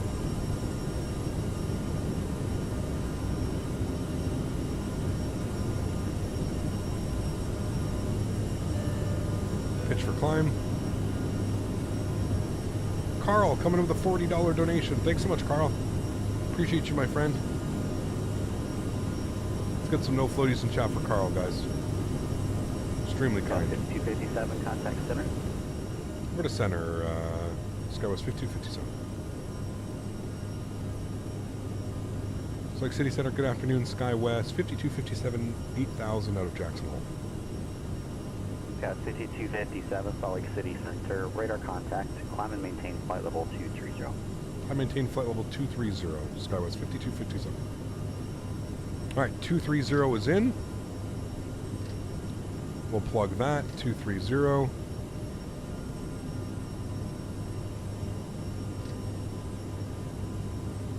Good.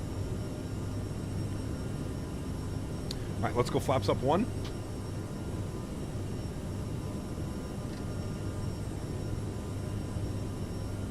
We're going to go nav track. We're going to go speed hold. Set that to 240.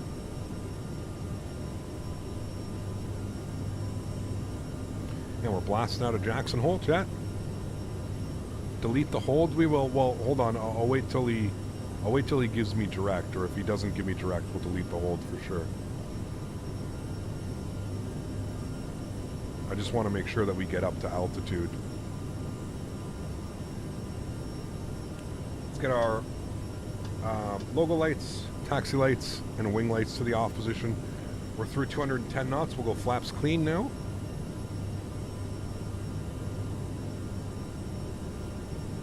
Let's go ahead and engage autopilot as well so we can get some nice views out of here. Beautiful. Absolutely epic, chat. Look at that departure, climbing out. Looking good. Need to make sure we've got 15,000 to kick me. What we can do now is, like ODog just said, we can go ahead and clear. I don't think you can delete. Can you delete the hold? Ah, you can, and then we can execute that. And then it would be direct, and we're going to go kick me and execute. There we go. Cool.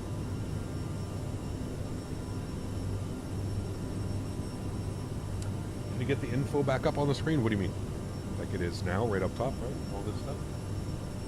Got 5257, clear direct Rock Springs, VOR. Direct Rock Springs, VOR. Skywest 5257. All right, cool. I think that's OCS. Black screen VOR, I think is what it is. OCS, I think. Anyways, that's where we'll go. We'll go direct. OCS, execute. There goes the turn. Stunning. Absolutely beautiful, chat. Ladies and gentlemen, we are now serving sandwiches. We're not serving sandwiches, chat. Landing lights are coming off. Glacier ground clear to Missoula Airport, Scott to departure. We're not serving sandwiches yet, chat, unfortunately. Climb and maintain a 15,000. Departure with Salt Lake City Center 133.4. It's a beautiful area out there, IRL, but the winter temperatures are not. My sister lives out there getting minus 18 temperatures through February. That's chilly. Yeah, that's chilly. Fly Tampa Boston scenery is nice, yes. Fly Tampa Boston is very nice. I agree. All right, we can bring our speed up. We'll go 290 on the climb. Go. Skywest 5257, contact Salt Lake City Center 135.77. 13577 for Skywest 5257. We'll see you. 13577. Salt Lake City Center. Salt Lake City, good afternoon, Skywest. 5257. 17,800 climbing 230. Got 5257, Salt Lake Center, climb and maintain flight level 370. Flight level 370, Skywest 5257. Number 9 Golf Sierra, your previous clearance is still good. If you still have it, squawk 5103. All right, 370 is plugged in. We are just through 18,000 feet as well, so we will go standard barometric pressure, and we are climbing up and above the clouds very nicely, my friends. Not bad. Not bad. For being a tough airport to fly in and out of, I would say we handled that. More importantly, the CRJ handled that quite well. I thought I moved it into climb thrust. It's a little bit weird. No, you're right. Now we are in climb thrust. I feel like I'm moving it back, but I'm not moving it back enough, I guess, Phil. You can audibly hear the difference, though.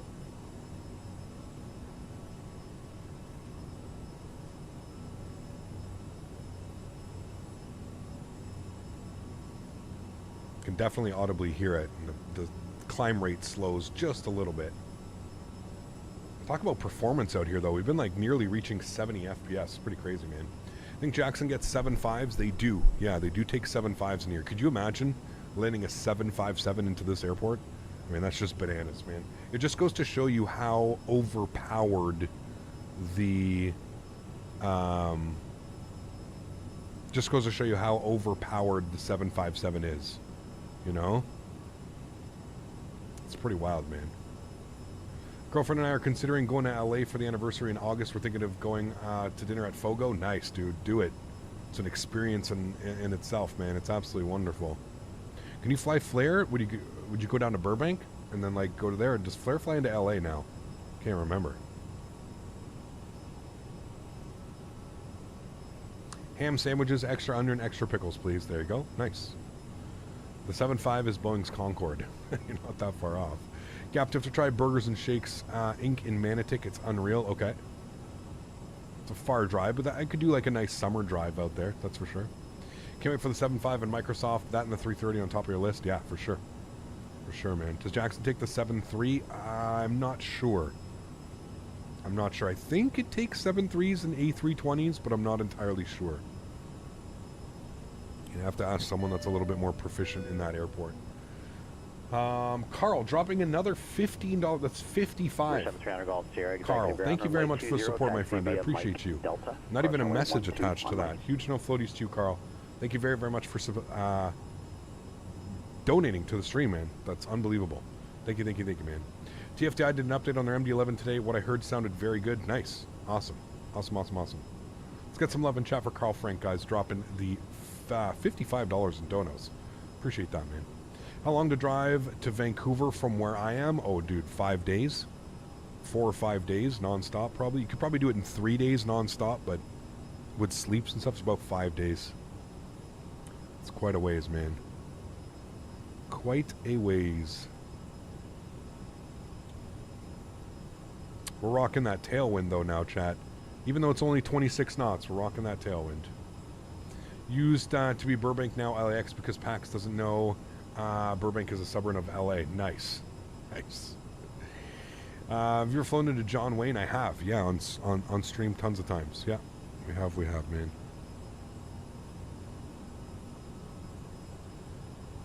Only a 4-hour drive to Toronto. Chick-fil-A is nearest if you're down for a road trip. Yeah, but that's 4 hours there, 4 hours back, Will. That's 8 to 9 hours round trip for Chick-fil-A. I don't know if I could swing that one, man. I don't know if I can swing that one. That's one hell of a trip for Chick-fil-A, man. 9-hour round trip for some Chick-fil-A.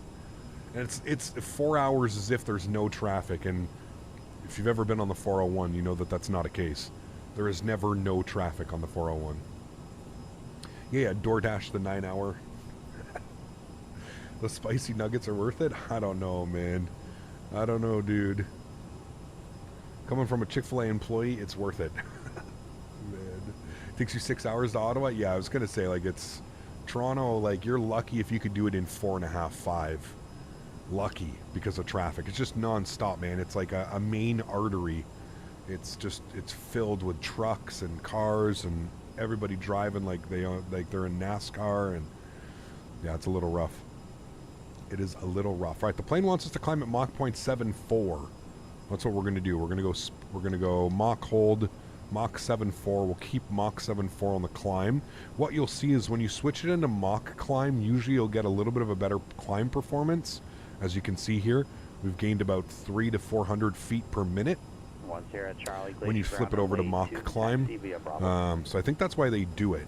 Obviously, that you don't want your speed to go up too crazy. So, are you able to just drive straight into the U.S.? Yeah, the U.S. border is only like 45 minutes away from me, man. Maybe an hour. An hour on a bad day. Probably about 45 minutes to me to the U.S. border. It's not far at all. And we have multiple crossings, like within, I don't know, not too far from one another. But yeah, I could go to the U.S. I could be there this evening if I wanted to. Upper New York State. Man, just finished the M330 documentary on Netflix. Super interesting. Yeah, I might have to watch. I don't have Netflix anymore, but maybe one of my friends can give me their logins. 20 minutes for you? Yeah, you're even closer. That's it. Yeah. Make 100 pounds of homemade chicken on the grill for the cost of the gas in the hotels. Exactly. Exactly. On the border, do they check anything or do they just let you through? No, yeah, you got to have your passport. So you have to have your passport. And they give you the usual, why are you coming to the United States? What do you plan on doing in the United States? How long do you plan on staying in the United States? They give you the same spiel every time. You're pretty used to it. If you're like, if you live in Canada or the US and you travel to either one of the two countries, you're pretty used to the process by now. It's funny, I was actually talking to my friend the other day about it. I feel CBSA, Canadian Border Service Agency, they're pretty ruthless, man. Sometimes I genuinely feel, even though I haven't done anything wrong, sometimes I genuinely feel like I'm a criminal coming back into my country when I come out, you just get nervous for no reason. Tower, flighting 150. I don't know what it is. They're the CBSA is very intimidating. I don't know why. They actually are ranked one of the worst, one of the least welcoming, because that's the first person you see when you arrive into Canada, right? Is a CBSA unit. CBSA, their whole group, it's crazy, man. Like, sometimes you can just tell, that person is having a shitty day, and you're on the brunt of their shitty day questions. Now, that being said, the last 2 times I've come back in from the States, I've had a pleasant experience. There's been no issues. They were actually really nice. So I don't know if they've had a stern talking to, but yeah, they were actually voted one of the worst entry points. Canadian CBSA was actually voted worldwide as one of the least welcoming security measures to come into. Yeah. They should just remove the border? No. It's like when you see a cop while driving and then you start driving super cautious. I used to be like that, Steve. I honestly don't care anymore. Pull me over. Fuck, I don't care. I don't have anything in my car. I used to be a little delinquent with all kinds of not so goods in the vehicle, but yeah. Border control in Iceland is super welcoming, fastest I've ever cleared a border. You know what's kind of crazy is the U.S. actually here in Canada, so we have this agreement. So when I'm going down to Houston, I actually go through U.S. Customs in Toronto. So I'm going Ottawa, Toronto, Toronto, Houston. I actually get cleared into the U.S. before I even step into the U.S. And I really like that feature. I think that that's really cool that they have border agents on this side, you know what I mean? And that just makes it unbelievable. You just walk through, right? They're usually pretty good. They're usually pretty friendly, and they're, don't really have any issues with them, but it's the return flight, so yeah. You just have to get off the plane. Yeah, when you land in Houston, that's it, man. You land in Houston, there's no more customs. You go pick up your bag and you're good to go, man. Yeah. I've had a few bad times with CBSA. The most times I've been fine with them. U.S. Customs still makes me more nervous. The only thing that makes me nervous, and I will say this, Merv, I could definitely... The only thing that makes me nervous about U.S. Customs is basically your entire trip is based off of that U.S. Customs officer. If that U.S. Customs officer deems that you're not traveling for the right purposes, or, they don't like the look of you, or they don't like your whatever, they can decide that you're not allowed entry just like that, and your entire trip is done. You know what I mean? So that's the only thing that makes me nervous about U.S., about doing the whole, going through U.S. immigration and stuff like that. But other than that, for the most part, they're fine, man. Yeah. They're fine, dude. And I mean, TSA in America, TSA is fine, dude. You only flew between EU countries, so amazing you can just travel whenever you want. Yeah, wherever you want, yeah. Yep. Maybe drive your tractor down to the border and see if they're nicer. No need to be rude to a farmer Canada. It's true. Yeah. When I used to drive in Canada for work, the Canadian folk always treated me pretty good. It's getting back into the States where I felt like I was a criminal. It's crazy, man. Huh. Climb and maintain flight level 190. Captain, no difference here in New York City. When I come home, I feel like they don't want me to if I'm saying anything. I'll wish I never did come home. Man, it's kind of crazy, yeah. Been watching you on and off since 2018. Glad you're doing well. Started watching you before I got my private, and now I'm going through my instrument, working on my commercial. Very cool, Thomas. Congratulations, man. Wish you all the best, man. Wish you all the best with that. Came from Brussels to New York, and U.S. Custom was so chill, I expected it to be way more intimidating. Yeah, that's what I mean. Some of them, I guess it just depends the day that you're going and who you get as your officer, because, yeah, I've had some okay experiences, like no real issues, and then I've had some experiences where I kind of figured that I wasn't going to make it in. I remember once I was bringing a laptop. I was going down to Florida to visit my grandmother, and I was bringing a laptop, and like, dude, they basically like, I don't know what happened. Like, they basically like tore apart my suitcase, my bag, probably smelt some weed or something like that. Probably brought the canine along or something. I obviously didn't have anything on me. I'm not stupid. But yeah, they were just like grilling me, man. How come this laptop is so heavy? Fuck, I don't fucking know. What do you mean? Why is the laptop so heavy? What are you talking about? I don't know, dude. Like, what? Like, what kind of what kind of questions are these? Why are you going for 2 weeks? Most people only go for a week. Like, whoa, man. Whoa, dude, like, what? Oh, man, it's crazy, man. And every single time, like, you know, like when you're walking up to security and they have that one person that, like, says, okay, go this way or go that way. Every single time, chat, it's like, oh, hi, sir, you've been randomly selected for second screening, so can you come over this way and open up your backpack for us? And it's like every time. Every time. Movie theater security, it's all a joke. I'm from Latin America. 90% of the time I go to the U.S. and they send me to a private room for questioning. It's crazy, Randy. It's crazy, man. Like, I get it. I know I look like somebody that could, you know, consumes the stretchables, but holy macaroni, man. Doesn't make me a criminal. I guess maybe in some states it does, doesn't it? Stretching is still very illegal in some states. It's probably the bricks of heroin at the bottom. It's what I should have said. Definitely what I should say. Yeah. Having any issues? What my mother did when she flew with her, she had to go through a whole check, and then they treated her as she was the next big El Chapo. It's crazy, man, sometimes, dude. The only issue I ever have with border control is the Aero Mexico from Mexico City to Atlanta. Interesting. Almost a flight level 3.6. Nice. We're almost at 3.7. It's all good until you hear the rubber gloves. Dude. Bro, I would sue. I'm not even kidding. I would sue. Like, if anything like that ever happened, oh boy. I was stopped and questioned for 45 minutes about a bar of soap I was trying to bring home from New York City. Yeah. You're a terrible person, Zach. Terrible. You should get stripped. I've never been strip searched. I've been pulled into secondary more times than I have not. I swear every single time I'm flying, I'm getting yanked into secondary for something that I've done. But yeah.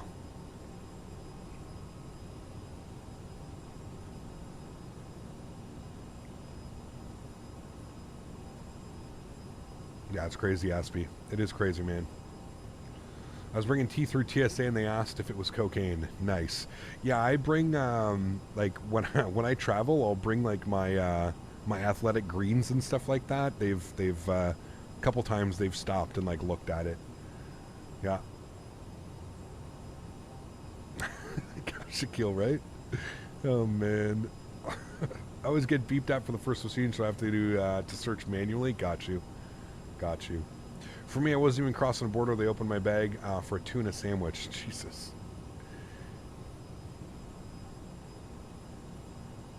He had to have it drug tested. He confiscated it. Rip handmade oatmeal soap. Man, that's just ruthless, dude. Just, what did they say? Did they say because it weighed over a certain weight, Zach? Or because it was more than a certain, you know? We should have a TSA check flight sim add-on before release. Scan for any BS. True. Yeah. Used to be able to buy Breaking Bad stuff in Albuquerque and it would give TSA fits. Not sure if they're still selling it locally. It was blue-colored rock candy. Jesus, Tom. Could you imagine? Could you imagine? Oh, man. I had Tajin the last time we asked if we went to the beach. They tested it. It's crazy, man. Bird Niner Golf Sierra contacts Oakland Center now 132.905. And it wasn't in packaging. It was just from a tiny soap. They made soaps. It's wild, man. Absolutely wild, dude. Looking for anything. Anything and anything. Anything and everything. I ran a trip for a club at University of Canada. We had some international students, U.S. custom agents, beeline to the back of the bus where they were, and they were coming back. Crazy, man. I have photogrammetry turned on, Edward. Yeah. Are the blue-colored candies still 96.2% pure? Fact. Yes. Yes. You ever had any problems? Maybe it's because you fly a lot. Maybe. Maybe you just look like you look like you don't have that I do drugs look on your face. I don't know, man. I don't know, dude. Oakland Center, Phenom 739er, Golf Sierra. You don't need photogrammetry on. You want photogrammetry on, though, Skytime, for sure. 739er, Golf Sierra. Oakland Center, climb and maintain. Photogrammetry gives you all the nice buildings and all the nice houses and all the nice visuals of like an actual city. Make it look like the actual city that you're flying over. Different procedures at different airports have an aluminum banded watch, steel-toed boots, so when I'm told to leave them on, then they sound off the alarm, then I'm frisk. Waste of time. Yeah. Yeah. We only have to take our shoes off here for international flights. If you're flying domestically, you don't have to take your shoes off here. I don't know if that's like that in the US as well, but yeah. Domestically, don't have to take your shoes off. Internationally, yes. Shoes need to come off and need to go into the... Oh shit, chat. You guys want to see something cool? Hold on. I got to show you guys these Nikes that I picked up. You guys know me and my Jordans. I'm very big into my Jordans. I got to show you guys these shoes that I just bought. They just arrived yesterday. Give me a second. Hopefully we don't miss a call.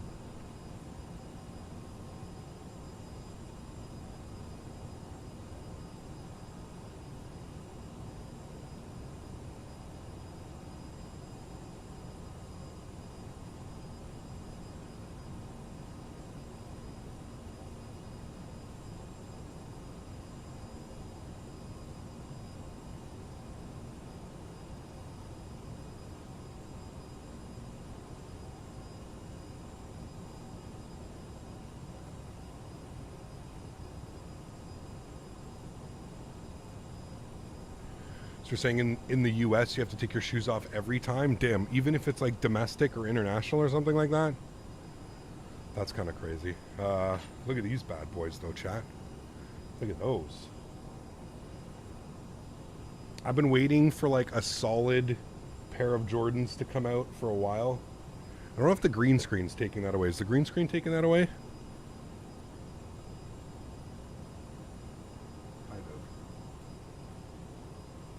Oof. Chat, tell me that's not a gorgeous shoe. I'm all about the Jordans. Is this sponsored by Nike? No. Unfortunately not. Still costs way too much.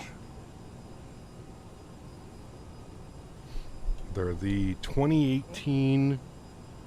If you follow Jordans, you know how much Jordans are right now.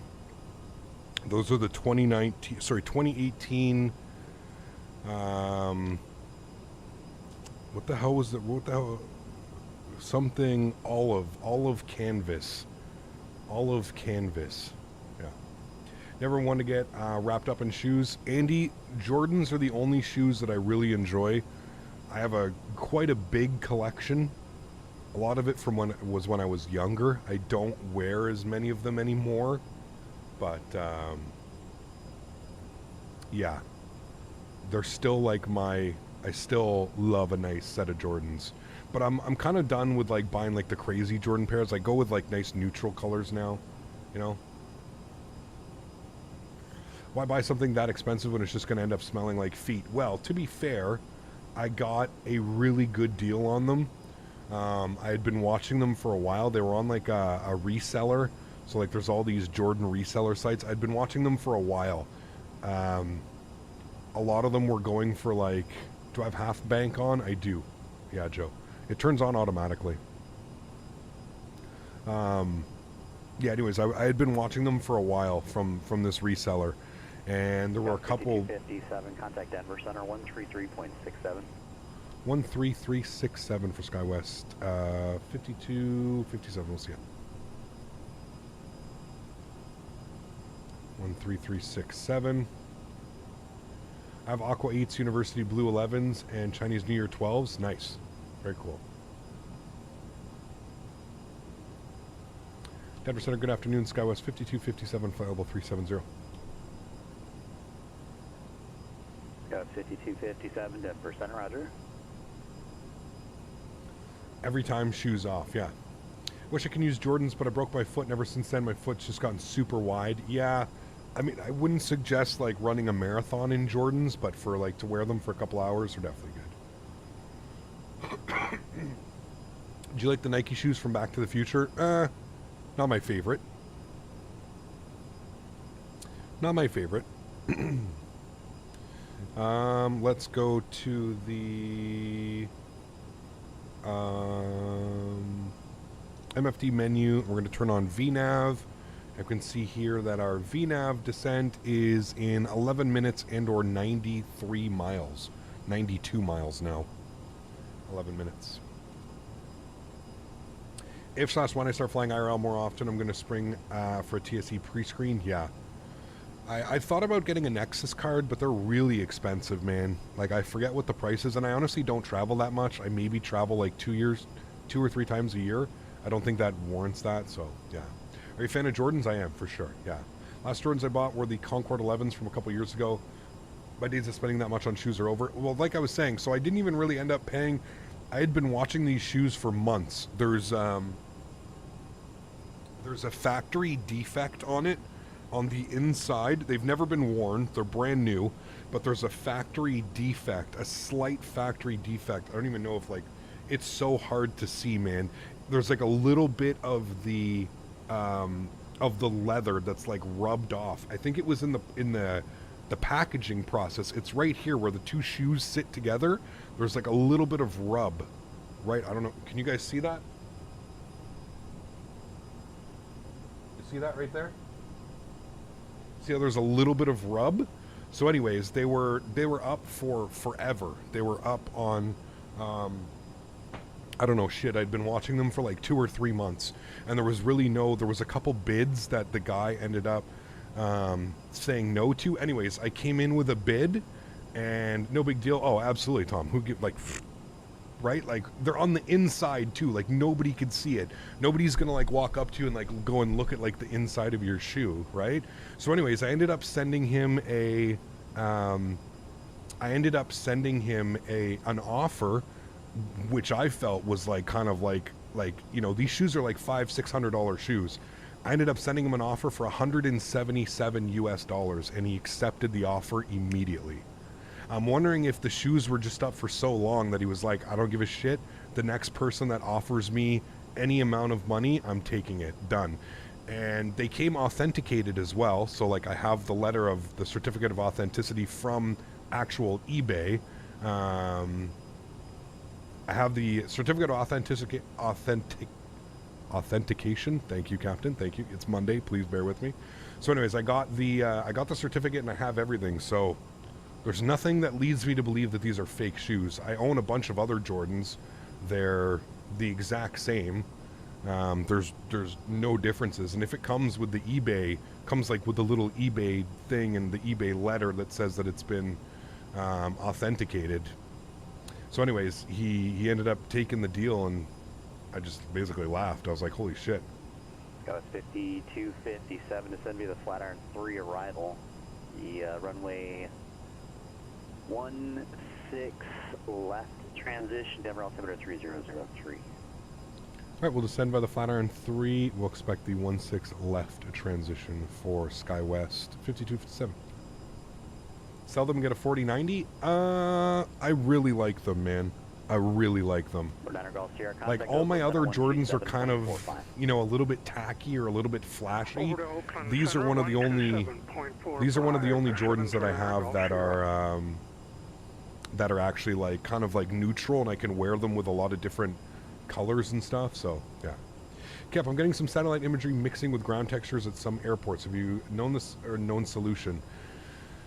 Try updating your airport scenery, Anthony. Sometimes what can happen is a world update or some photogrammetry updates will come out and the airport scenery hasn't quite updated quick enough. That would be my biggest thing that I would have a look at. But what are my most expensive shoes? Honestly, probably those ones, if I were to resell them because of how much they're going for. Probably these ones, to be honest with you. I also have some other ones. I have the gold and black ones. I forget how much they are, but I've got those ones as well. Oakland Center, Phenom 739er Golf Sierra, flight level 350. Look, have you heard about Matt Davies passing? Yes, I have, of course. Yeah. If you follow my Instagram or you follow my Facebook, Lucas, we had a nice big, a nice tribute to him during the week. Very sad news, man.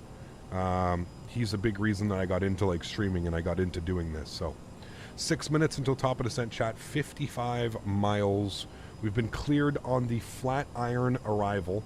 So if you have a quick little look-see here, we can see that we need to be at Tushner for 13,000. He wanted us to land 16 left.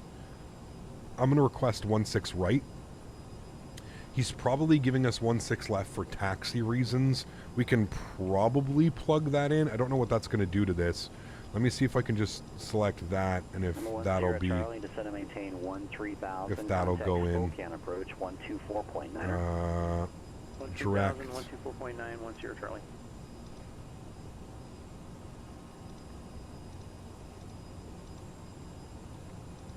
Okay, I think we're all good for that. We should be good with all of that now. That might have changed the top of descent slightly. Where are you going, airplane? Direct hippie.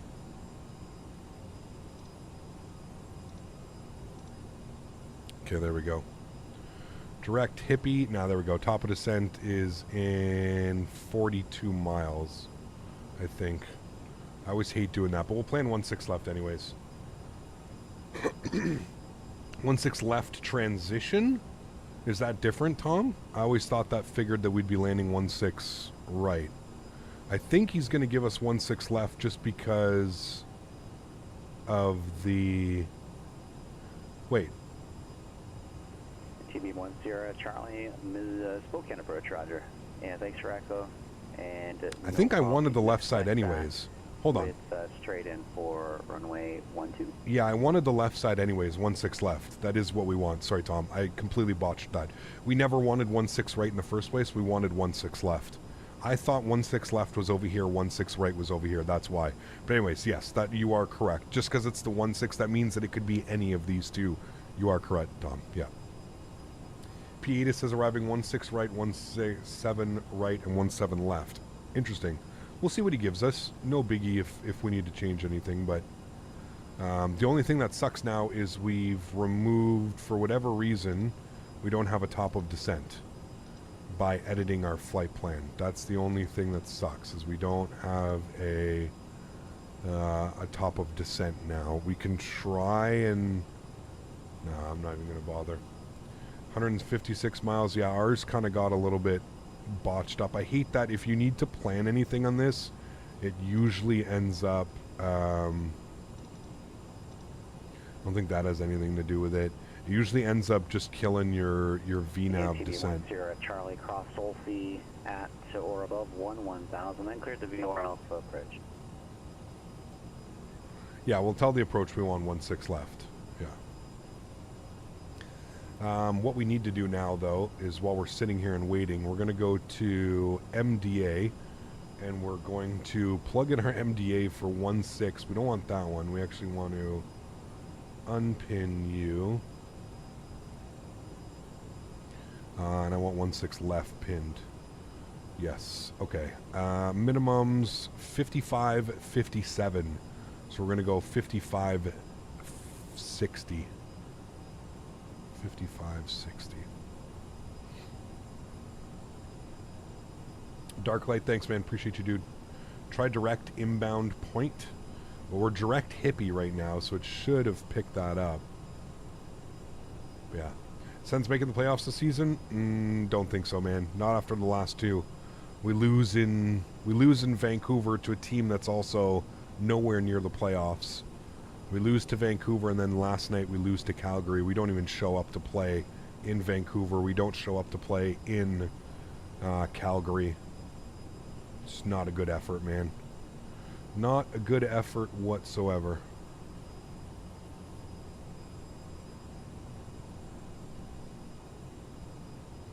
All right, 55. What did we say we wanted it to be? 5560. 5560 is in. Beautiful. Okay, cool. Now, it gave us some weird... I don't know why it doesn't have our VNAV, to be honest with you. Statewi, 47 months. You absolute madman. Huge no floaties to you, my friend. Thank you very much. Says, the CRJ, Montreal's second finest flying export. Are they even made in Montreal anymore, to be honest with you? I don't even know. Mitsubishi makes these now. Do they still have the plant in Montreal? I have no clue. Thank you for the support, Statewi. I appreciate you, man. 47 months. Incredible. You are 1 month away, sir, from getting your diamond maple leaf. You are currently sitting with the platinum maple leaf. Diamond maple leaf is in 1 month. Thank you, my friend. Appreciate you, dude.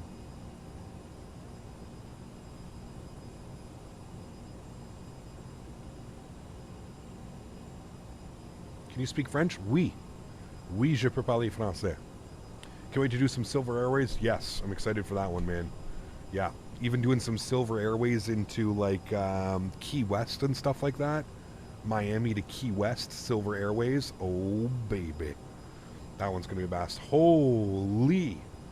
Talk about a blast from the past. Grant. Holy macaroni, dude. Dude, how long has it been? Wow. Grant coming in with the $50 donation. Holy shit, Grant. I feel like it's been at least 2 years since I've seen your name in chat, man. Maybe not 2 years. That may be a stretch. At least a year, I feel like. Good to see you, man. I hope you're doing well. Huge no floaties, dude. Dropping the $50 dono. Guys, let's get some love and chat for Grant, man. Big supporter of the channel. Has been here for many years. Thank you, thank you, thank you, my friend. Appreciate you, dude. Good to see you back. I hope life is treating you well, man. Why should I get Flight Beam Denver rather than keeping the stock Premium Deluxe? It is 10 times better, Kai. Like 10 times better. It's not even fair. When is the ATR planning on releasing? Next month, April. April. What else does Silver fly? I think that's the only thing they fly is the ATRs. I'm pretty sure. Got to be at least a year. It's been a while, man. Good to see you, dude. Good to see you, my friend. And Chris Kazarian, thank you very much, Chris, as well, coming in with the $5 donation. Huge no floaties to you, Chris. Thank you very much, guys. I appreciate you. That was extremely kind. Finishing off the week here on a Monday with some nice donations. I know it's the start of the week for many of you, finishing the week for me, just based on how we do our schedule. All right, chat. With that, I guess what we're going to do is we're just going to descend. We're just going to try our best to... like, what if I hit VNAV? Are you going to descend? VNAV doesn't descend. Okay, let's go vertical speed. I guess we need to reset that. Let's go vertical speed. Then we'll go down. We'll descend at like, I don't know, 2,400 feet per minute or something like that. Should be good. Chris, thank you so much, man. Appreciate you. Says, Cap, are you excited for the ATR? I'm excited to get some... I'm excited, man. Yeah. I'm more so excited because it's going to be a new airplane for me to learn. Right? Like, that's kind of what I'm more excited about, to be honest with you. We had this open 13,210 knots. So we're going to plug 13,000 in, chat. That's what we're going to be descending towards. And then if we just find that on our map, like there's Tushner, we should be good at like 2,400 feet per minute. Maybe we'll go a little bit more. Go like 2,800 feet per minute, something like that. On the descent, that should be good. Maybe 2,600. We'll go with 2,600 feet per minute. That should be good. Too bad there's no flight level mode. Well, we could put it in speed mode and descend that way. Technically, that would be like a hold, in a sense, flight level change, Steve. Because if you put it in speed and then you bring the throttles back, the airplane will descend or climb holding that speed number, right? So it could technically be a thing, but... Tom, gifting 5 members to the channel. Huge no floaties to you, Tom. Excited to be able to meet you at the expo, Tom. It's gonna be a blast, man. I'm really excited, man. If you guys haven't seen so already, go over to the FS Expo website. They've released their the diagram, the chart of where everybody's gonna be and kind of how everything's gonna be. So it's gonna be really, really cool, man. I'm excited. Thrustmaster, you literally walk through the doors and the Thrustmaster booth is right there. So it's just going to be insane, man, to stream for you guys and to be there hanging out. It's going to be absolutely awesome, man. I am so excited. And remember, if you are coming to the expo, please make sure you come over on Saturday. Come and hang out, get on stream, try the landing challenge. We're going to be giving away all kinds of cool stuff, giving away some Thrustmaster headsets, going to be giving away a bunch of stickers and all kinds of other stuff there. So super excited, man. It's going to be awesome. Tom, thank you so much, dude. Appreciate you. Thank you. Tony, take care, man. I will catch you on Thursday, hopefully, man. See you. Who's developing the ATR? Asobo with Hans Hartmann. So the same guy that developed the CRJ, this airplane right here, he is developing the ATR with the help of Aerosoft. So yeah. Ken and Jen are here. Good to see you guys. Welcome back. David, how are you, my friend? Hope all is well. I missed Jen earlier. Sorry about that, Jen. There's a lot going on this morning. The trolls were out in full force. Learned something new today about you, Cap. Why I really love hanging out with you. Speed mode in the RJ. Yes, sir. Yeah, so like, for example, watch. So right now we're descending on vertical speed, right? 2,600 feet per minute.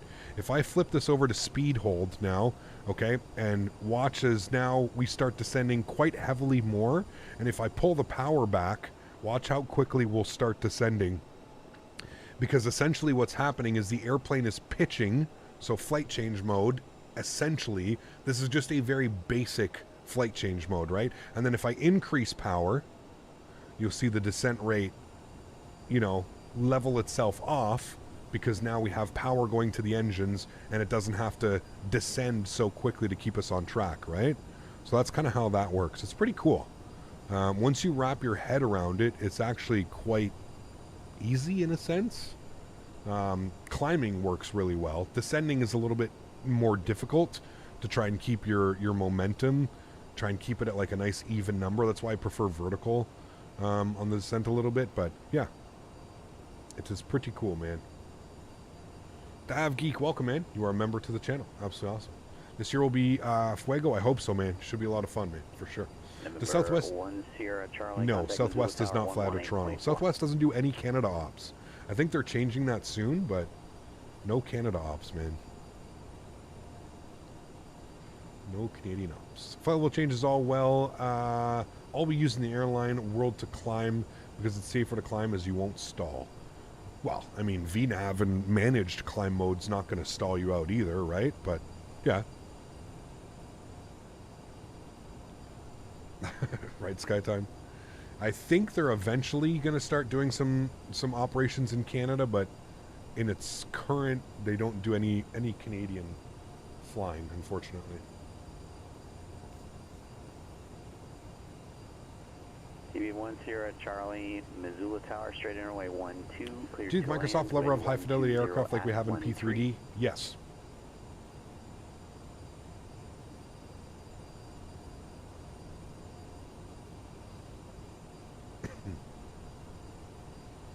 Wonder why no Southwest in Canada. Well, we've had this chat before, Tom, and they were saying that it's because their website only accepts USD. Something about the way that they have their entire like system built, it only accepts US dollars. No, you're fine, Tom. No worries. I'm saying we spoke about this a while ago, like many months ago. 2035 for Skywest, 5257. We'll see it. Right, 2035 for Denver approach. We'll throw that in. We'll also grab the Denver ATIS while we're doing this. So we'll throw in 2035. Then we'll open up our charts. We'll have a quick little look-see here. Denver ATIS arrival 1256. So let's plug in 1256. But yeah, Tom, that's what they said. They said that it's because their system doesn't accept. Yes, they have old tech. Exactly. ILS runway 16 right. Stephen, runway 17 left, and runway 17 right approach in use. Multiple Arnold Zulu approaches in use.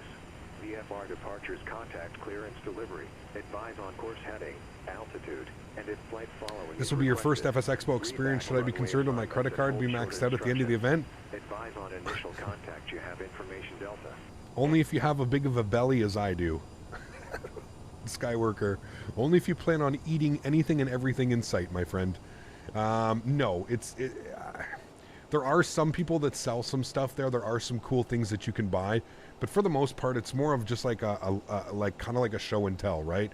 There's a lot of There's a lot of people that'll be there showing off like new stuff and new peripherals and peripherals that they're working on and all kinds of things. But it should be really cool.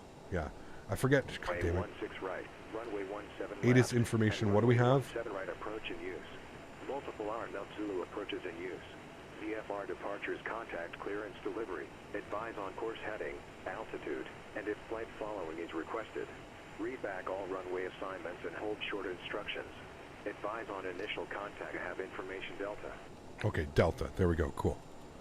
Denver approach. Good afternoon, Skywest. 5257 with information Delta 17000. Descending. Got 5257 Denver approach. Thanks for Delta altimeter 3003. And at Tichenor cleared the ILS runway 16 left approach. At Tichenor cleared ILS 16 left approach. Skywest 5257. Thanks. All right, cool. So, I think we have speed restrictions, 250 knots. We need to bring our speed back 250. So we've been cleared on the approach from Tichenor. So that's perfect. We've got all of that plugged in already. So from Tichenor, we are expecting 16 left, so that's perfect. And we need to be at 10,000 at Jeeper. 10,000 for Jeeper.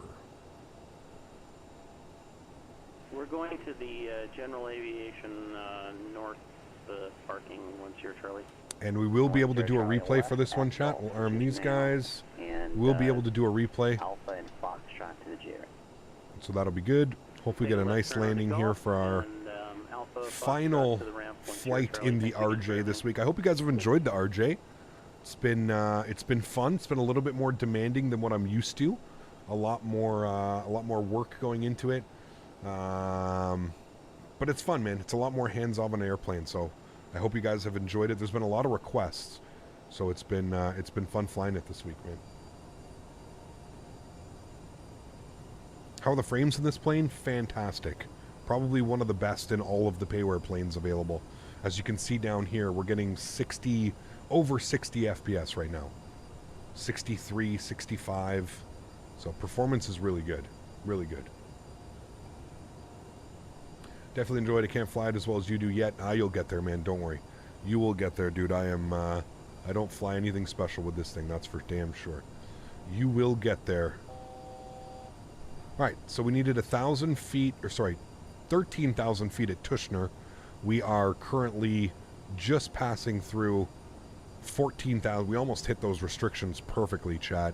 I mean, we were slightly below 14,000, but by 200 feet, it's okay. And then we've got 13,210 knots at Tichenor is what we need. So we'll bring our speed back here. We'll aim for 210, and we'll leave that in there for now. VREF is going to be 136 knots. We're landing flaps full, so it'll be good. Cap, do I press VNAV the second I hit top of descent, or can I press it before? I would do it after sky time. If you actually look, you'll see TOD, and then as soon as you pass it, you'll see a little white snowflake, and it'll be down here. Just press it after the little snowflake arrives. That way I notice that there's no issues. I have foreseen some issues if you press it before. Sometimes the airplane will just start descending and it'll get you way off of the VNAV path. So yeah. Why no VNAV? It wasn't working. I reprogrammed in the descent and it wasn't happy with that. It didn't like it. Speaking of which, let me just confirm that we've got frequencies 111.1. Should do that. Are we over 30 miles? Probably screwed something up. 111.1. We'll plug that in now. We'll get that ready to go. 1111, 210 knots is in. Good. We can descend now 10,000 feet. We've been cleared. So we can descend 10,000 feet now. So we'll do that. We'll descend 10,000 feet and we'll go nice and slow. About 1,000 feet per minute down to 10,000 feet. And we can flip ourselves. We'll go to heading mode. Okay, we'll flip to heading mode. And then what we'll do is we'll flip our nav source to localizer 1. And we'll grab our localizer. I don't know why it's coming in from that side. That's scary.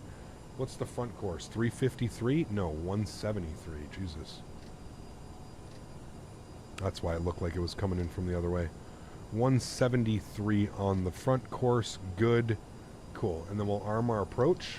Should grab localizer. Localizer's captured. And we'll keep descending to 10,000 feet. I think we need to be at 10,000 for Jeeper. 10,000 for Jeeper. So we're looking good. Speed's getting a little bit away from us. Pull that back a little bit.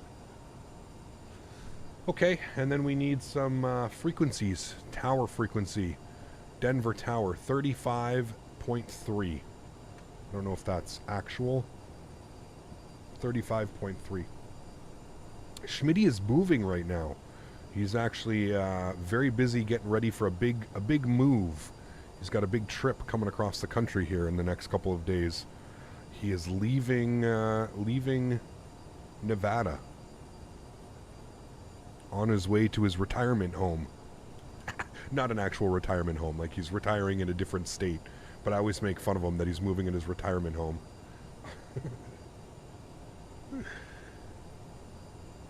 I hope he's here and he heard that. We can have a nice laugh. All right, we're waiting for glide slope. Should be intercepting here any second. We'll go flaps 1. That'll help maintain our speed a little bit better. Here come flaps 1, and there goes glide slope with the green. That is wonderful. Let's plug in 190 knots on our speed. We don't want to go less than that. We'll keep that in there for now. And there we have it. Glide slope has been captured. Localizer's in. I've got 1.6 left out here in front of us. Beautiful day in Denver. My goodness. All the clouds have been kept over there, chat. Beautiful. Leaving Las Vegas.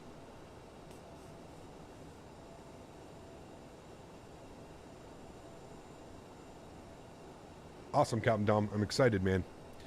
I am excited to meet all of you guys as well. I will be at the Thrustmaster booth probably sometime just after lunch on Saturday. And then we're going to get ready to stream on Saturday. Saturday, I'm thinking for stream, I got to figure out when the things are going on during the day. I was thinking around 2 or 3 o'clock for stream. 2 o'clock in the afternoon, somewhere around there after lunch. Around 2 o'clock in the afternoon for stream from the event. So we're going to be doing a landing challenge, a live stream from the event.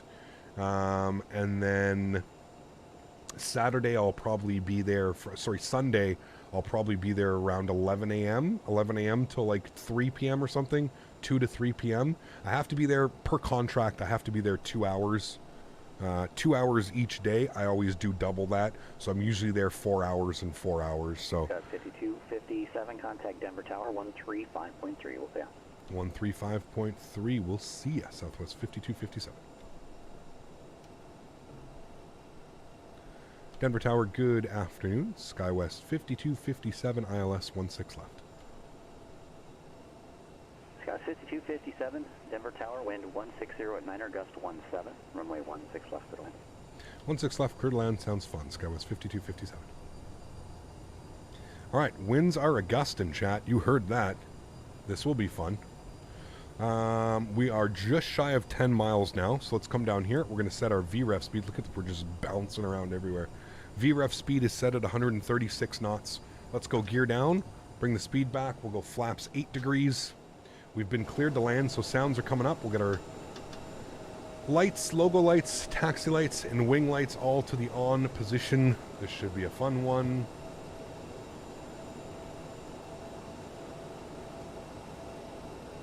It won't let you remove the autopilot. Try clicking here. Try clicking on the autopilot disconnect on the yoke. You may have a button that's conflicting it. Flaps 20 degrees.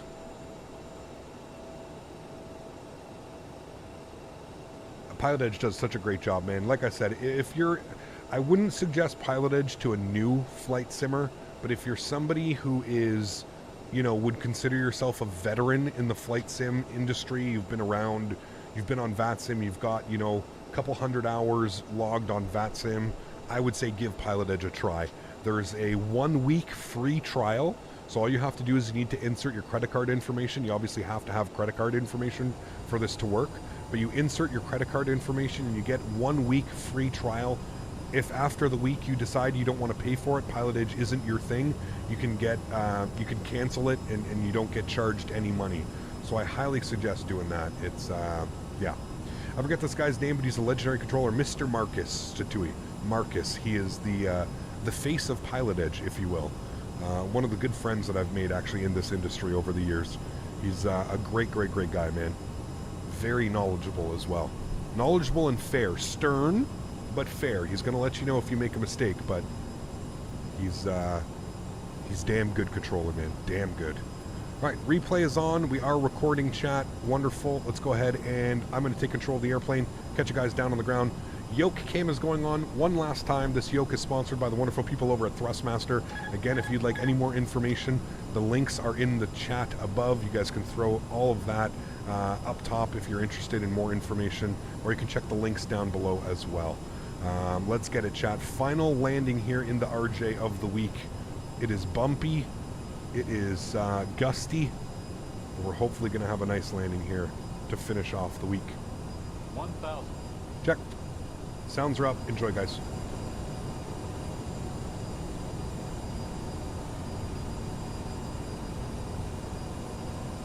Holy gusts, man. Look at the nose.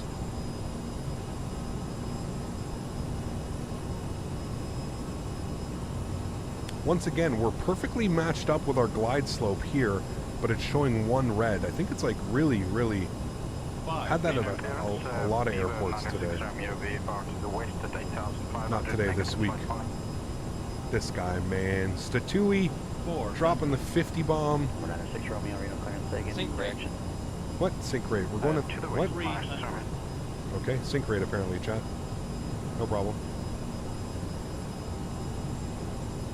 200. We love you, Marcus. Minimums. Keep that CBDLC rollout coming if you're watching Sir Smile. Thank you, Statewi. Appreciate you, my friend. Koch 0633 and 11 under 0.24966. 20. 96 Romeo, right back. Correct. 10. Ooh, chat. Nose down gently in the touchdown zone. I tried extra hard for the butter there. I tried extra hard for the butter. Decelerating. 70 knots, reverser stowed. I tried extra hard for that one. I wanted to finish off the week properly, chat, alright? I wanted to finish off the week properly. Vacate here to the left, Whiskey Charlie. Sheesh! That was a good one. That was a good one, chat. This felt smooth. Where do you sit your minimums? Down here. This guy right here. You have to press that button. Alright. We have made it. Whiskey Charlie. Until the aircraft has come to a complete stop.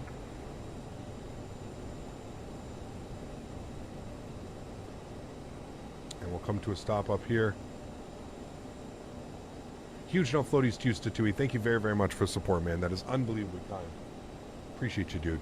Okay, that is 5257, stay on Foxtrot 8 to join Whiskey Charlie, and then Golf southbound, monitor ground 127.5. Alright, Foxtrot 8, Whiskey Charlie, Golf, southbound, monitor ground 127.5. You have yourself a wonderful week, man. Great to hear you again. Good to hear you too, man. You going to the expo this year? I wish. Gotta get Keith to go. Is Keith going? You know, I strongly doubt that one too. I know he was mentioning last time, and he said just getting everything configured, and it's just the expense cost is far more than what you get back, right? Unfortunately. Yeah, I can't say. I know for me, it's my kid's travel sports. For him, it's probably just commercial commitments. Gotcha. Makes sense. Thanks, dude. You have a great great week, man. We'll see you soon. Thanks, you too. All right, he wants us Whiskey Charlie. Where are we coming in? Whiskey Charlie to Golf. Okay, so he wants us to go this way and then make a right on Golf. We need to monitor ground 1275. So we'll do that now. Monitor ground 1275. And we'll stop our clocks. 61 minutes, chat. So an hour and 1 minute on the return flight. Get that smooth operator. I can't. Right. Remember, guys, if you did enjoy today's stream, please don't forget to smash down that thumbs up button. Thanks, everybody, for being here this week. I really hope you guys enjoyed the RJ as much as I did. I feel like we had a lot of fun. I feel like it's a very hands-on airplane. I can definitely recommend it to somebody if you're looking for a hands-on experience in the simulator, something that's going to keep you busy, busier than, let's say, an A320 or a 737. So if that's what you're looking for, I can highly suggest this airplane. It is a lot of fun to fly. It is also an absolute handful at times, so just do keep that in mind if you plan on doing that. Landing lights are off. We'll go ahead and kill the reversers and the ground spoilers. Strobe lights are off, wing lights are off, EPU door is open. We're going to wait to spool up the EPU here. He wants us Gulf and then southbound. So we're going to go in at Gulf. We're going to go in at BS. BS is where we're going in, and we're going all the way down into here where we started the day. We'll go ahead and stop the recording here on the replay. We've got that ready to go. You're watching this while working on the ramp in Denver. Troy, does it look like this outside right now? What a beautiful day to be working outside, man. I mean, this looks like beautiful weather. I'd be about that. If I pass Concourse A, I might see you working on the ramp. Nice. We are Concourse. Which one's Concourse A? No, we won't. We're going in at B. We're going in at BS. BS all the way down. Denver Airport tour and possibly a city tour with the drone cam Microsoft for the replays. The city's far. I don't know if we can get out to there. The city is quite a ways away. We're going to do a nice little southwest taxi here, chat. 19 knots on the taxi speed. Get that taxi going.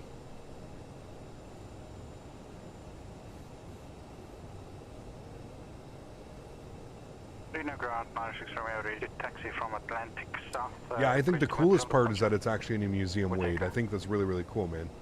Yeah. Just like most of your streams, got BS all the way. Exactly. Just bullshitting our way through life, you know, no problem. For Juliet or Delta. Nothing to see here.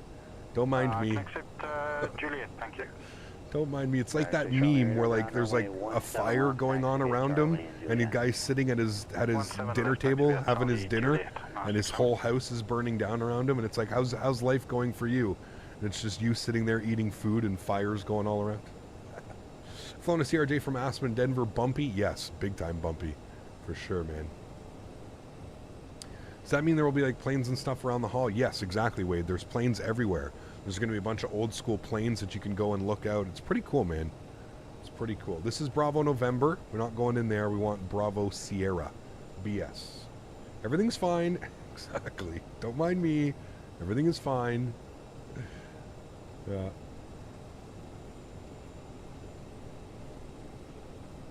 Everything is fine. Anytime you fly into Denver surrounding area, you get a bumpy ride. Yes. It's nice though, man. I love flying into this airport, dude. I love flying into this airport. We need to do the Denver OKC routing again in the Frontier. That was fun. I had a lot of fun doing those ops as well. All right, this should be Bravo Sierra coming up here, our next left. As far as there's no signage. Oh, there is, but it was on this side. Okay. This is going to be Bravo Sierra.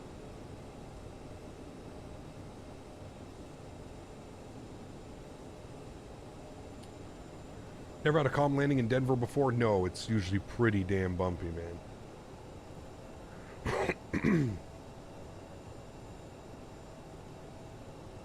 Gonna take this guy, then up to the right. I think we could have gone in back there, actually.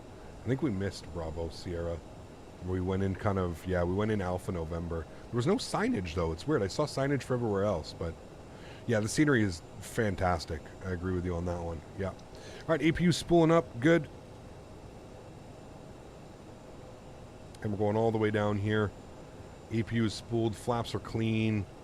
We are looking good. Captain, on this Friday afternoon taxi? Yes, exactly. I see home from here. I see it.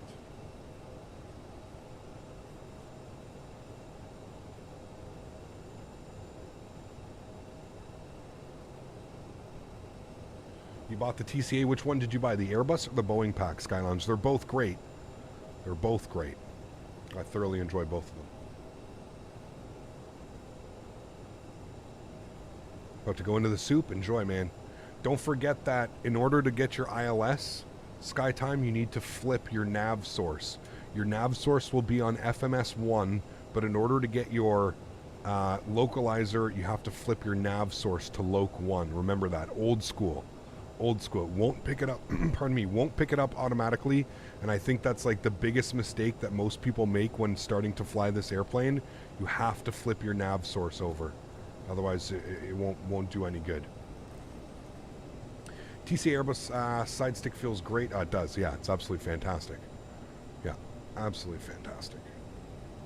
When you fly long hauls, when we get a long haul airplane, we've got an A330 that's going to be releasing soon.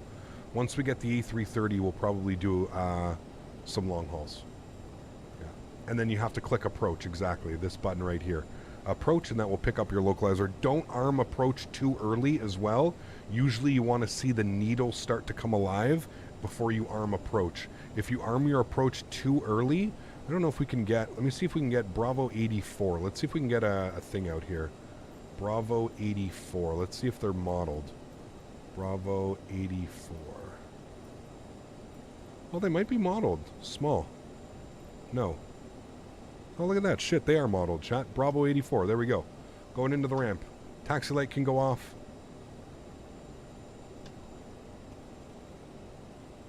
Bravo 84.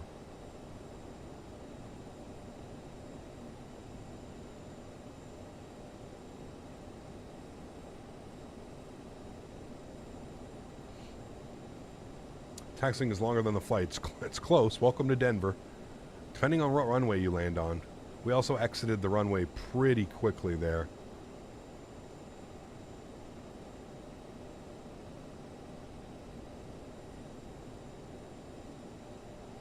Can we get a dance today, chat? What do we think? Monday afternoon dance to wrap up the week? We got all zeros. If it was ever going to get a dance, it was going to be now. AP was on and available. Wonderful.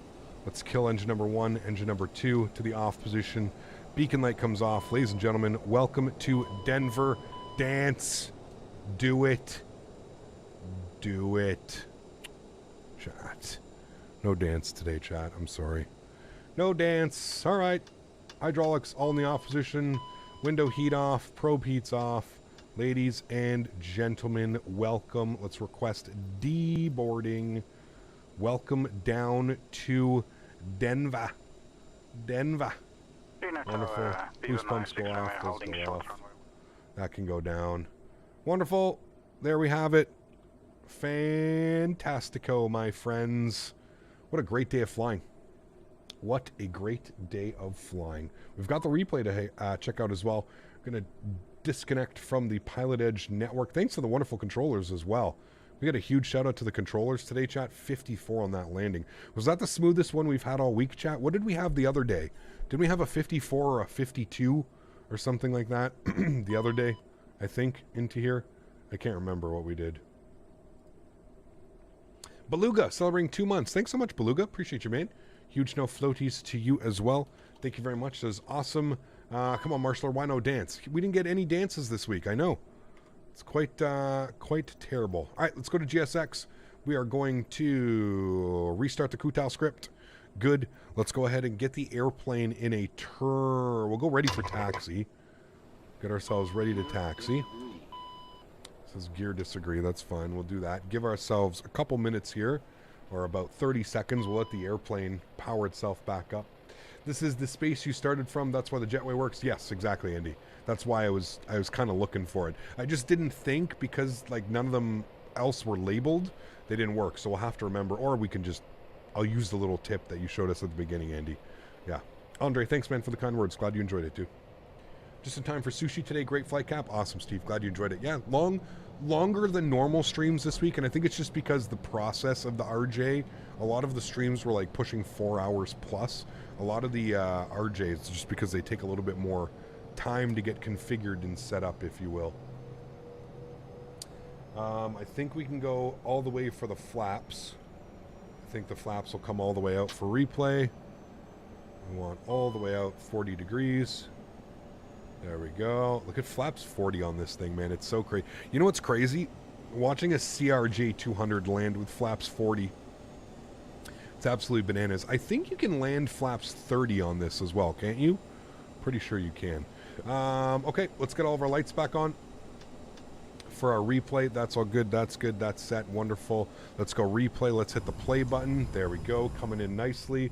Sounds can go back just a little bit here. I'm going to bring this forward. We don't need to watch the whole approach. We can watch from here while we're going a little bit struggling.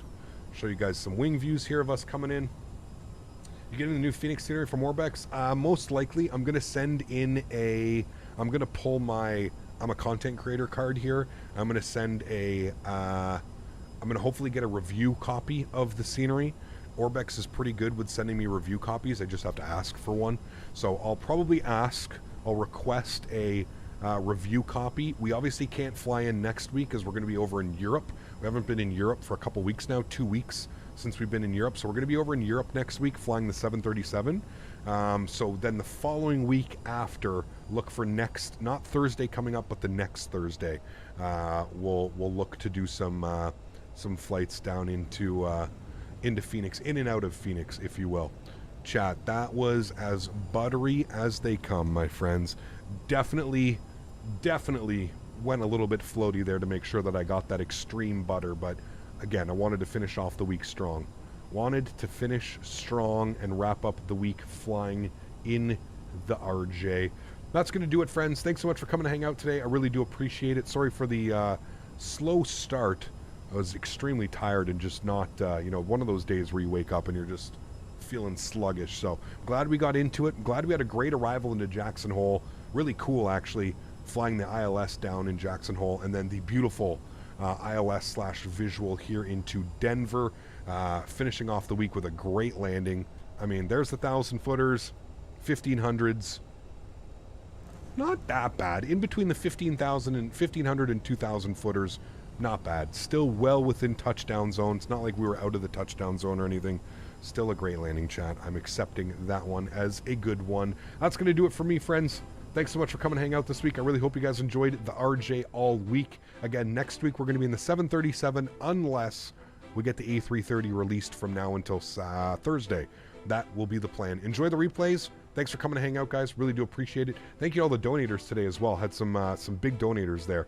Statewi, to name a few. We had Karl Frank. We had a couple people coming in with donos today. So I appreciate you guys. Thank you all so much for the support, man. You guys are absolutely awesome. And Grant as well. We haven't seen Grant in forever. Grant dropping the 50 bomb. All my mods, donators, sponsors, thank you all so much for everything that you do for the channel.